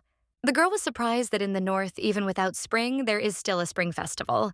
She asked if they would catch a cold because the event was being held outdoors. Cayenne told her that although it was called the Spring Festival, it was an indoor party. Madame Monmad is just creating the festive mood. He asked if she wanted to take part. Atisha L. thought she had been up north for a while, so it must be a good idea to attend events like this now. She replied that if the Duke would join her, she would be glad to go. The man replied that she should think she was going. The lady asked if they were all right. Maybe he was busy and she was wasting his time. The Duke replied that no. Before the marriage, he would accompany Lady Atisha to certain places. He thought that of course he didn't have time to attend parties like this now, but if it was only for a while. Atisha thanked him for agreeing. She said that in this case, she could try wearing the things the Duke had given her. Cayenne thought that he was indeed very busy, but he could adjust his schedule. After all, when Atisha dies, even if there are private parties, he will never go to them again. Atisha talked about what she thinks what dress to wear. All the dresses that the Duke gave her are very beautiful. He asked what she was saying. Since this party was about the spring festival, she should wear a new appropriate dress. The lady replied that she still had many dresses in her closet that she had not worn. Cayenne said that he would then throw a party where she could wear those dresses. That's normal for Lady Atisha. The man added that it would be good to hold the festival on the Wintle premises. She can wear a matching dress on different days, or choose a party theme for the entire week. Atisha laughed. She tried to refuse the gift of a dress, but it seemed she got another gift. A party. At the spring festival itself, guests were already gradually gathering. Madame Monmad asked Judith if she remembered the text. The girl answered that she remembered everything without mistakes. Madame said that again the spring festival is the song of the opening of spring, and the person who sings this song is the main character of the festival. Judith asked her to do it to you. She rehearsed for several nights to remember it. The girl was sure. Monmad thought about Baroness Atisha attending a party today. Duke Cayenne said he would accompany her, but it was probably a formality. The Duke is always known for not showing up to such events. She decided to show them all today. The label of the main wife, who is worse than a concubine, will remain with her for the rest of her life. She must make Judith a useful tool. The woman took her shawl and covered the girl's shoulders. Madame said that her shoulders were too open. This clothing affects her dignity, so it is better to refrain from their attitude. Didn't Madame Cyrillez tell her about it? Dith looked down and apologized. Monmad noticed that her expression changed when she remembered Madame Cyrillez. Should she try to persuade her to tell? The woman replied that everything was fine. Madame Cyrillez is known for her cruelty. Anyone who stays close to her will definitely get hurt. She did nothing wrong. When Miss Cyrillez causes her trouble, she can turn to her. Judith wiped a tear from her cheek. The girl said that she thought that the lady was taking care of her, but it turns out that this is not the case. She asked Monmad what to do. Because she was crying, her throat was getting dry. Madame suggested pretending that she didn't know this and leaving it for today. But if there is something to tell about Cyrillez, then let her find it and add that this scarf is a gift. She offered her a great song to listen to today. She would wait. Judith told Monmad in her mind that she really was a good person. The lady was walking down the stairs and was wondering who had come there. But suddenly she made a face because she saw Miss Atisha together with Duke Cayenne. The Duke, who is rarely seen at parties, appears as a partner. Moreover, is this necklace an angel's heart? Monmad thought that it was actually a good thing. Today, the girl will lose her face right in front of Duke Cayenne. Madame Monmad thanked everyone for coming to her party today. She asked if it was true that to start the spring festival, of course there had to be a spring opening song. The woman waved her fan and asked Judith's permission to introduce her. She introduced Judith as the person who would sing the song that would usher in spring. Atisha was very surprised to see Dith in front of her. The guests began to whisper about them. They said that seeing Madame Monmad in such a state, they were convinced that Judith was indeed Duke Cayenne's beloved. This must be true. Monmad continued to say that before the song began, the spring festival was still an unfamiliar event for them, the Northerners. She said that Miss Dith, who will perform the song, is also from the North. This song about the opening of spring may mean too much to her. If only someone could help Miss Judith. Suddenly, she looked at Baroness Atisha and asked if she wanted to sing with Dith. The guests began to beg her to sing. They wanted to hear the song of the opening of spring from the capital. Monmad smirked. The first wife and mistress stand back to back as they sing. Everyone will compare the two of them. Besides, from what she heard, Baroness Atisha in the capital is terribly deaf. This would be really embarrassing. Right now. The Duke asked Madame Monmad what she was doing. He can't believe she's making such a rude request after inviting a guest. The Countess replied that it could be very wonderful, and that what he said was a bit of an exaggeration. She just wants to leave the Baroness the honor of singing the song that opens the spring.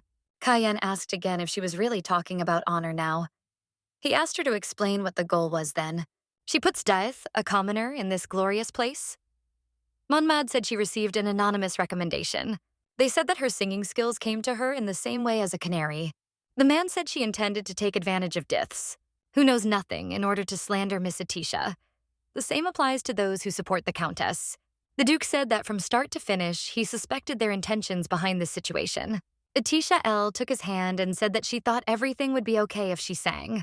He began to warn her that this was a strange situation, but the Baroness replied that she did not want the festive atmosphere to be spoiled because of her. The girl touched the pendant and added that she also wanted to sing. Cayenne of Wintel replied that if everything was good for her, then let her go. Atisha approached the Countess and asked if she could sing there now. The woman was at a loss. Atisha replied that she meant a song that would usher in spring. Such an opportunity rarely comes up, so she wanted to sing. She asked if she would sing with Dith. Would she like to sing the first verse? If she starts the tempo, she can sing along. Judith replied that she would then sing the first verse. The two girls stood there preparing to perform. Dith thought that she had to show everyone that the person who was right for Cayenne was her, not Atisha. Judith began to sing the first verse. Her voice was beautiful, so the guests enjoyed her singing. Monmad thought that even though her plan was a little different, it seemed like she would succeed in the end. Atisha will soon be embarrassed in front of all these people. The girl began to sing. Unexpectedly for Madame Monmad, the Baroness had a beautiful voice, which the guests had already appreciated. She thought it was all nonsense. She clearly heard that the Baroness was deaf. Judith also did not understand how Atisha could have such a voice. The girl remembered that she used to love singing, but she couldn't boast about it because her sister Laren was deaf. It all remained a dream. When she finished, she heard applause. People were shouting that they admired her. They couldn't believe that she had been hiding this talent all this time. In the evening, she and the Duke were going to return home in a carriage. Atisha thanked him for agreeing to return. He replied that he himself needed to return to the castle and asked if she was tired. The girl replied that no, and added that she wanted to sing more.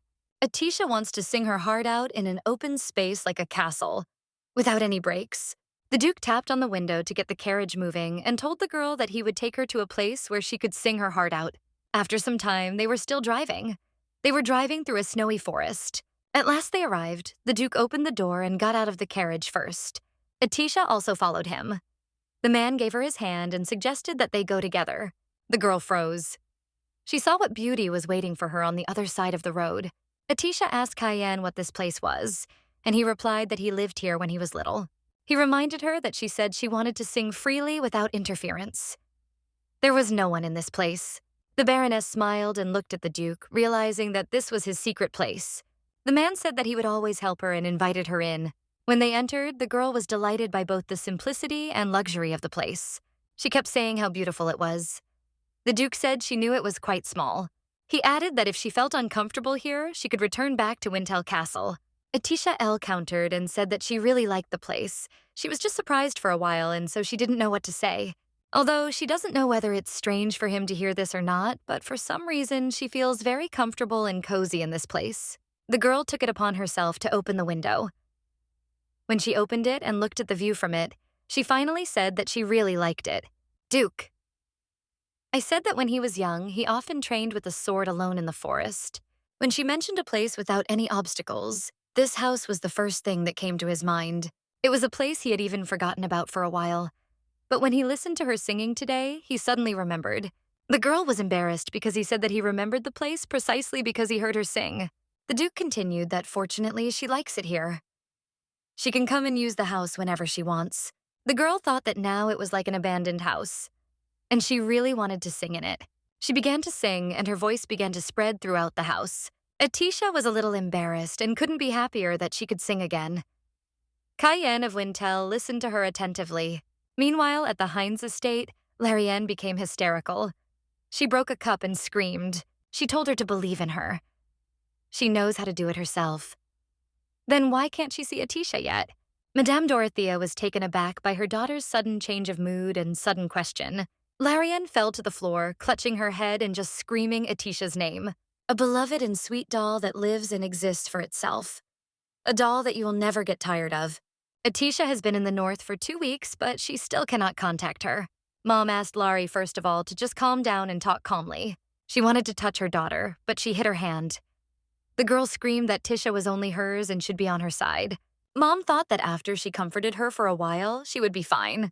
It was a big problem for her. The situation is becoming increasingly unsettled. Larienne said that today in the upper class, everyone is excited because they received an invitation from the Duke of Wintel. She added that it was true. She needed to come too. Come to Tisha's wedding. Dorothea started to stop her, but her daughter replied that it was all in vain. If she locks her in the room again this time, she will bite her tongue and commit suicide. Madame screamed about what it was saying. Did she really want her mother's heart to break? Larienne opened the door and walked out of the room with her mother screaming behind her. In her room, she thought about how she could get north to meet Tisha. Then she'll take her back to the Hines estate. But what if it all fails? If so, then she too will leave her family and live in the north with Tisha. The next day, the maid was doing Atisha's hair and told her that it seemed the Duke had left early that day. She added that the wedding was near and it would be nice if he spent more time with her. Atisha said not to say that because the Duke went to a party with her yesterday and took her to his house. Laren said she still wished the Duke would care for her more than that. This is the north. She had to leave the capital and come here. The only person she can rely on is the Duke. The girl wanted to add something else, but unexpectedly, Atisha snatched the comb from her hands. She herself stood up and sat the maid down on a chair. Laren did not understand what was happening. The Baroness thanked her but added that what she said was wrong. The Duke is not the only person she can rely on. She has hers too. The maid couldn't believe it. The girl added that Marin meant a lot to her. Also, she has Marin's mom. She also takes good care of her, and she has it herself. As it turned out, she became a great support for herself. Until now, Atisha always wanted to understand the Duke, to know more about him. But as it turned out, she didn't know that first she had to understand herself. Someone knocked at the door and Corda said it was her, the head maid. Atisha asked what was the matter and the maid came in. The woman said that they needed to go to the snow castle because the great lady was waiting for her. When they approached the snow castle, Atisha was shocked by its size. She was delighted to think that the former Duke and Duchess of Wintels had lived here. When they entered, the girl thought that it was just as beautiful inside. It has an old-fashioned charm. Corda said she opened the door for them. Mrs. Cyrillez was waiting for her in the hall. The woman greeted her daughter-in-law and asked her to come over. Atisha L. walked up to her and looked in the direction her mother-in-law was looking. In the cabinet behind the glass stood two mannequins, dressed in the wedding clothes of the Duke and Duchess. Cyrillez said that the wedding is only 2 weeks away. Now that the preparations are complete, she should try it on. The maids took her by the arms and led her to another room to change her clothes. When Atisha came out in her outfit, no one could remain indifferent. She looked gorgeous. The lady asked Corta if it was really nice to finish the preparations quickly. The maid answered that it was. The dress looked like it was made at Atisha. Cyrillez approached the girl and said that she was glad to see the Wintel family heirloom, which had been passed down through many generations, shining so brightly. Atisha thought about it and asked herself if she could wear such a precious dress. She told the lady that if it was a family heirloom, she was sure that every Duchess of Wintels had worn that wedding dress on her wedding day. Ms. Cyrillez said there was an exception. And it was her. She didn't wear this wedding dress to her wedding. Her husband didn't wear the outfit either. The woman said that something like this happened. No one knows what will happen next. She told her that Atisha also shouldn't worry about such trifles. The girl turned around and looked in the mirror, thinking about what her mother-in-law had said. Was she really winding herself up? She didn't need to take this issue seriously. The girl thought that this was right. It was better to think about it to herself for now. Like when she sang, for example. Really, she needed to think about that. She looked at the suit and wondered when she would be able to meet the Duke's father. Meanwhile, Laren Hines ran through the deserted streets of the city.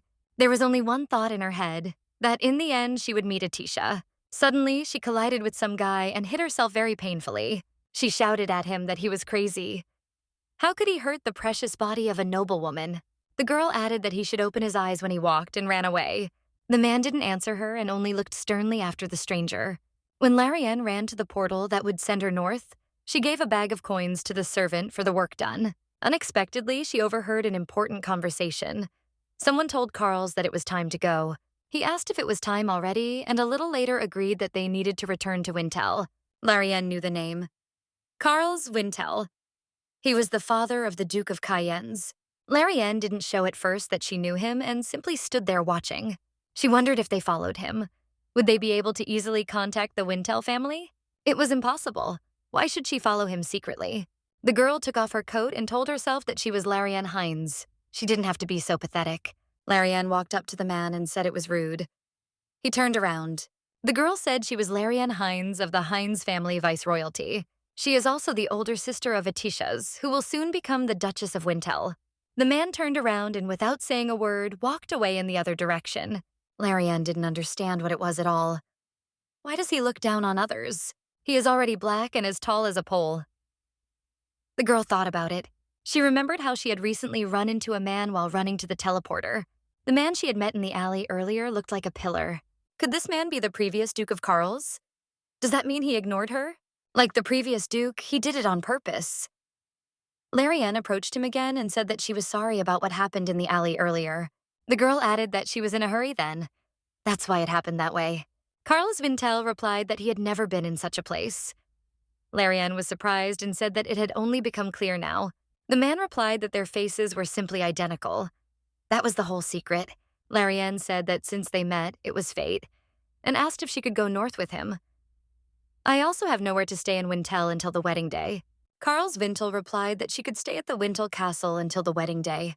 He invites her to his guests. Laren couldn't believe it was that easy. He had been ignoring her just a minute ago. The girl looked into his eyes and noticed that the previous Duke's eyes were sky blue, and the man she ran into in the alley had black ones, so it was someone else. She stood there for a bit longer, thinking about it. She became curious why that man was pretending to be one person. The next day, Atisha went out into the courtyard to meet Duke Cayenne. The carriage arrived and a man stepped out. Atisha was once again captivated by his beauty. The girl came up to him and said that she was glad that he had returned. Today he had returned earlier than usual. Cayenne was surprised and asked if Atisha had been waiting for him all this time. She blushed and said that it was not so. Today she would enjoy tea with her mother. The man said that he was going to go to a snow castle. Atisha said that yesterday she was also in this snow castle, and it was really amazing. She even wore a wedding dress. Atisha didn't understand why the Duke looked more tired today. A bit gloomy. The girl asked if from now on she could meet him every time he came. The Duke didn't quite understand her, so he asked her again if she really wanted to come and pick him up. The Baroness blushed deeply and asked herself what she was saying. The girl replied that nothing, and she said something bad. She asked him to forget about it. Atisha asked him to think about it. If she just waited outside, the Duke might feel uncomfortable. Besides her, there were also the castle's maids who came out to greet the Duke. Many maids. Miss apologized and said that this was not what they had originally agreed on. The man leaned over and told her not to say that. He didn't like it at all. He hopes Lady Atisha doesn't say such things. Tea party, or festival, whatever she wants. It's no problem. The Duke added that she should simply use the remaining time as she wished. The girl wondered if Cayenne was originally like this. It seemed like something else. She doesn't know exactly what it is. The girl asked about the offer, meaning that she can live as she wants in Wintel Castle. The man replied that it was true. She asked whether he should even enjoy tea with his mother or wait for the Duke. The Duke replied that it was correct, and if she wanted anything else, she should just tell him. Atisha thought about what she wanted now and realized that she knew what she wanted. Duke. The Baroness asked the man if he could go with her and offered him her hand. She suggested going with her to the snow castle and enjoying tea with her mother. Meanwhile, at the castle, Mrs. Cyrillez was having tea with Judith. The woman apologized for calling her here so suddenly. She wants to apologize to her directly for what happened last time. Judith looked down and said that she should have been the one apologizing. Because she wants to become Cayenne's concubine, she has become so unstable. The girl started to cry, so the lady quickly moved to the sofa next to her. She told her that everything is fine and she is with her.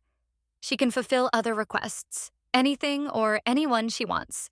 Judith said that Madame Monmad told her that even if she was born a commoner, there was a way out. If she is approved by His Majesty and accepted into a noble family, she can receive noble status. The girl cried and said that if the lady really loved her as a daughter, then please let her accept her into the official Wintel family. If this is so, could she really be the daughter of the Grand Duchess? Judith said that if she did that, the girl would never think about Cayenne again. The girl sat in silence for a while, and then Judith said that the lady had said that she cared about her. Cyrillez said that if she could, she would also like to give her noble status. But it's beyond her capabilities. She can't tell her why. Judith immediately thought she was lying, but the words the lady said showed that she was really worried about her. She remembered her words, that she was dear to her. The girl thought that it was all a lie. The voices in her head told her that she must not be deceived again. The noble Duchess of Wintel would not consider someone as low as her real daughter. She is just an imperial canary, a particularly favorite pet bird. Judith suddenly calmed down and said that everything was fine and she was just saying it. The girl apologized for saying something like that so suddenly. She thanked her for the gift, asked her to forgive her, and was about to leave the room. But when she opened the door, she saw Cayenne in front of her, along with Atisha. Mrs. Cyrillez apologized and said that they had to go back today. They would meet tomorrow. Atisha smiled and said that they would come back tomorrow then. But suddenly, Dith grabbed the Duke's hand and asked them not to leave. She begged them with pleading eyes to stay with her. especially Cayenne. Atisha looked at Judith in horror and couldn't understand what had just happened. The Duke took his hand back and suggested that they have tea together. The four of them. Judith immediately became cheerful, as if she hadn't just been crying. As the four of them sat and drank tea, Atisha couldn't help but wonder what had happened. She did not like the expression on the Duchess's face, and it seemed very gloomy. What was the Duke thinking when he suggested that they all have tea together? Judith turned to Cayenne and said it reminded her of the old days. There were only 2 children in this castle, so they always played together. She looked up and asked him if he remembered this hut. This little hut built in a tree. The girl said that when he was young, Cayenne often went to this hut alone. In fact, she also wants to go with Cayenne. He asked if she wanted to talk about the cottage he had visited with Miss Atisha recently. The man added that Miss Atisha will now often use this house. This way she can sing comfortably. Cyrilez told her daughter-in-law that she heard the news that she sang a song dedicated to the opening of spring. Atisha smiled and said that there were a lot of compliments, and she hopes that the lady will also sing for her someday. Cyrilez replied that she was already looking forward to the song performed by her daughter-in-law. The Duke raised his cup of tea and asked his mother if she knew that Dith had also been invited to this party. The Duchess replied that she knew about that side of the story. Cayenne said that he would briefly tell about it then. The man said that he had negotiated some deals with the family of Count Monmad. Cyrilez said that was a reasonable answer.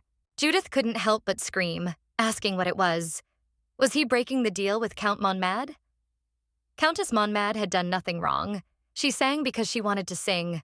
Cayenne replied that if she continued to be near Countess Monmad, Wintel would no longer be able to protect her. So let her wake up right now.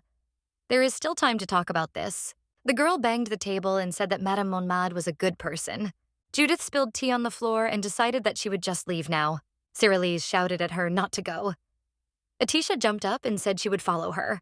The Baroness ran out into the street and started calling Dith. She saw her not far from the castle. The girl sat hugging her knees and was sad. Atisha approached her. She asked her if she could stand and said that if she ran so fast, she might fall. Atisha extended her hand, but Judith slapped it back. The girl screamed. Judith, without looking up, asked her who she was to call Madame Mom. The mistress is the mistress. That's why she calls her that. So why did she call her that? Judith grabbed her, and Atisha started screaming for her to calm down. She was too excited right now. Dith continued to scream why she was not in her place. And suddenly the girl took the ring off Atisha's hand. She picked up a large stone from the ground and smiled. Atisha asked her not to do this. Judith just looked at the ring with a crazy look and laughed. She stood for a while, thinking whether to do it or not. Atisha asked to give her the ring. Judith looked her in the eye and smiled widely. She swung the stone at the ring. Atisha was at a loss and just screamed, asking what she was doing. Dith said that if she couldn't have this ring, she would destroy it. The Baroness grabbed her hand and told her to stop right now. Judith screamed at her to move away from her and then ran in the other direction. Atisha thought that she didn't seem ready to stop. Why was she so excited? Someone behind her asked if this was complete madness. The girl knew that voice. She turned around and saw her sister Laren. The girl was coming closer and closer to her. Atisha asked why she was there, but Larian's gaze was fixed on Judith. Dith asked who she was. Laren grabbed her dress and started shaking her. She asked her how she dared to touch her sister. Dith was a little scared. Atisha looked at this with horror and wondered why her sister was here. Laren grabbed the girl by the hair and started screaming that Atisha had told her to stop. Her sister had told her to stop. Atisha rushed towards them and began to cry and beg her sister to stop. Laren asked Dith if she thought she was the only one in the world who could go crazy. She began to pull the girl's hair even harder, causing her to wince in pain. Laren asked what she should do if she was even crazier than Judith. The girl, in a fit of anger, accidentally hit Atisha in the chest with her elbow. She screamed. Someone from behind grabbed her by the shoulder and pressed her to himself. It turned out to be the Duke. He heard the screams and came. Atisha was glad it was him. The man asked if she was okay. The Baroness smiled at him because he was here. Cayenne said that he was worried. That's why he came. He looked towards Laren and Judith and asked what was going on. Duke Cayenne came over and told Lady Hines to stop immediately. The girl froze at first and then let go of Judith. Atisha intervened in the conversation. She asked to wait a little because she wanted to have a private conversation with her sister. Val de Prame told the Duke that when Lady Hines was traveling north, she had met the former Duke by chance and had ended up accompanying him. Cayenne replied that his father was not the type of person who could easily support anyone. Why did he go with Hines? With Laren Hines. The man thought about how dare she come to this place. If she continues to bully Atisha, he will not stop at banishing her. The girls sat in silence. Laren looked at Atisha and smiled with a smirk. Atisha L. asked her sister how she got here. Laren replied that she met Sir Carl's on the way. The girl couldn't believe what she heard. Her sister said it was true. She will remain in this Wintel castle until the wedding. She was officially invited as a guest of the previous duke. Atisha thought about the fact that Judith received an invitation from Sir Carl's. She told her sister that her parents would be worried, so why wouldn't she come back? Laren screamed no. Atisha thought that, as expected, it seemed that Laren had no intention of returning. The sister smiled and said that she missed Atisha very much, and she missed conversations like this. The Baroness replied that she did not miss her. Laren asked what she was saying. Tisha should be polite to her. Atisha told her sister that she wanted her to stop and go back to the capital. The girl started screaming, asking who told her about it, and then added that she understood everything. It was Cayenne who imprisoned her and brainwashed her. Laren said he was brainwashing her into breaking up with her sister. She stood up and started screaming for Atisha to wake up. There was no reason for such a great man as the Duke to actually marry her. She was dreaming now. Atisha asked her not to scream. Hines asked if this Duke had taken Tisha away from her. The Baroness told her sister that she did not belong to her. Since she would become the Duchess of Wintel, she was going to live a life that had nothing to do with the Hines family. Laren asked if she really wanted to marry Duke Cayenne. She cared more about this guy than her sister? Atisha replied that, of course, she liked Duke Cayenne more than she did. She really likes him. Sister screamed that absolutely not. Cayenne definitely doesn't like her. He will harm her and leave her at any time. Atisha replied that the Duke is not like that. Laren angrily said that since Tisha was doing this, she had no other choice. The girl said she would tell everyone about Atisha's illness. All of it. In the evening, Atisha stood in her room near the window and looked at the starry sky.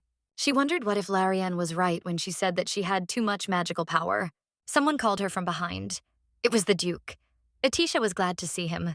Cayenne offered her his hand, and when the girl touched it in response, he pulled her towards him. The lady was confused. The man went to the window and closed it, saying that there was a sudden strong wind in the north, so she should be careful. The Duke noticed that Atisha looked worried and asked if what had happened today was the reason for her mood. Atisha swallowed and told the Duke that she had something to tell him. She said her sister beat Dith because Dith tried to break her wedding ring. The girl tried to hide the bruise on her arm from Dith. The Duke noticed it. He apologized for being rude. Atisha didn't understand what he meant. The man said that her hand didn't look very good. He sees that his hand is turning red. Cayenne added that it needs to be treated. Atisha. I told him that her sister said that she would reveal the truth about her excessive magical power. She asked him what she should do.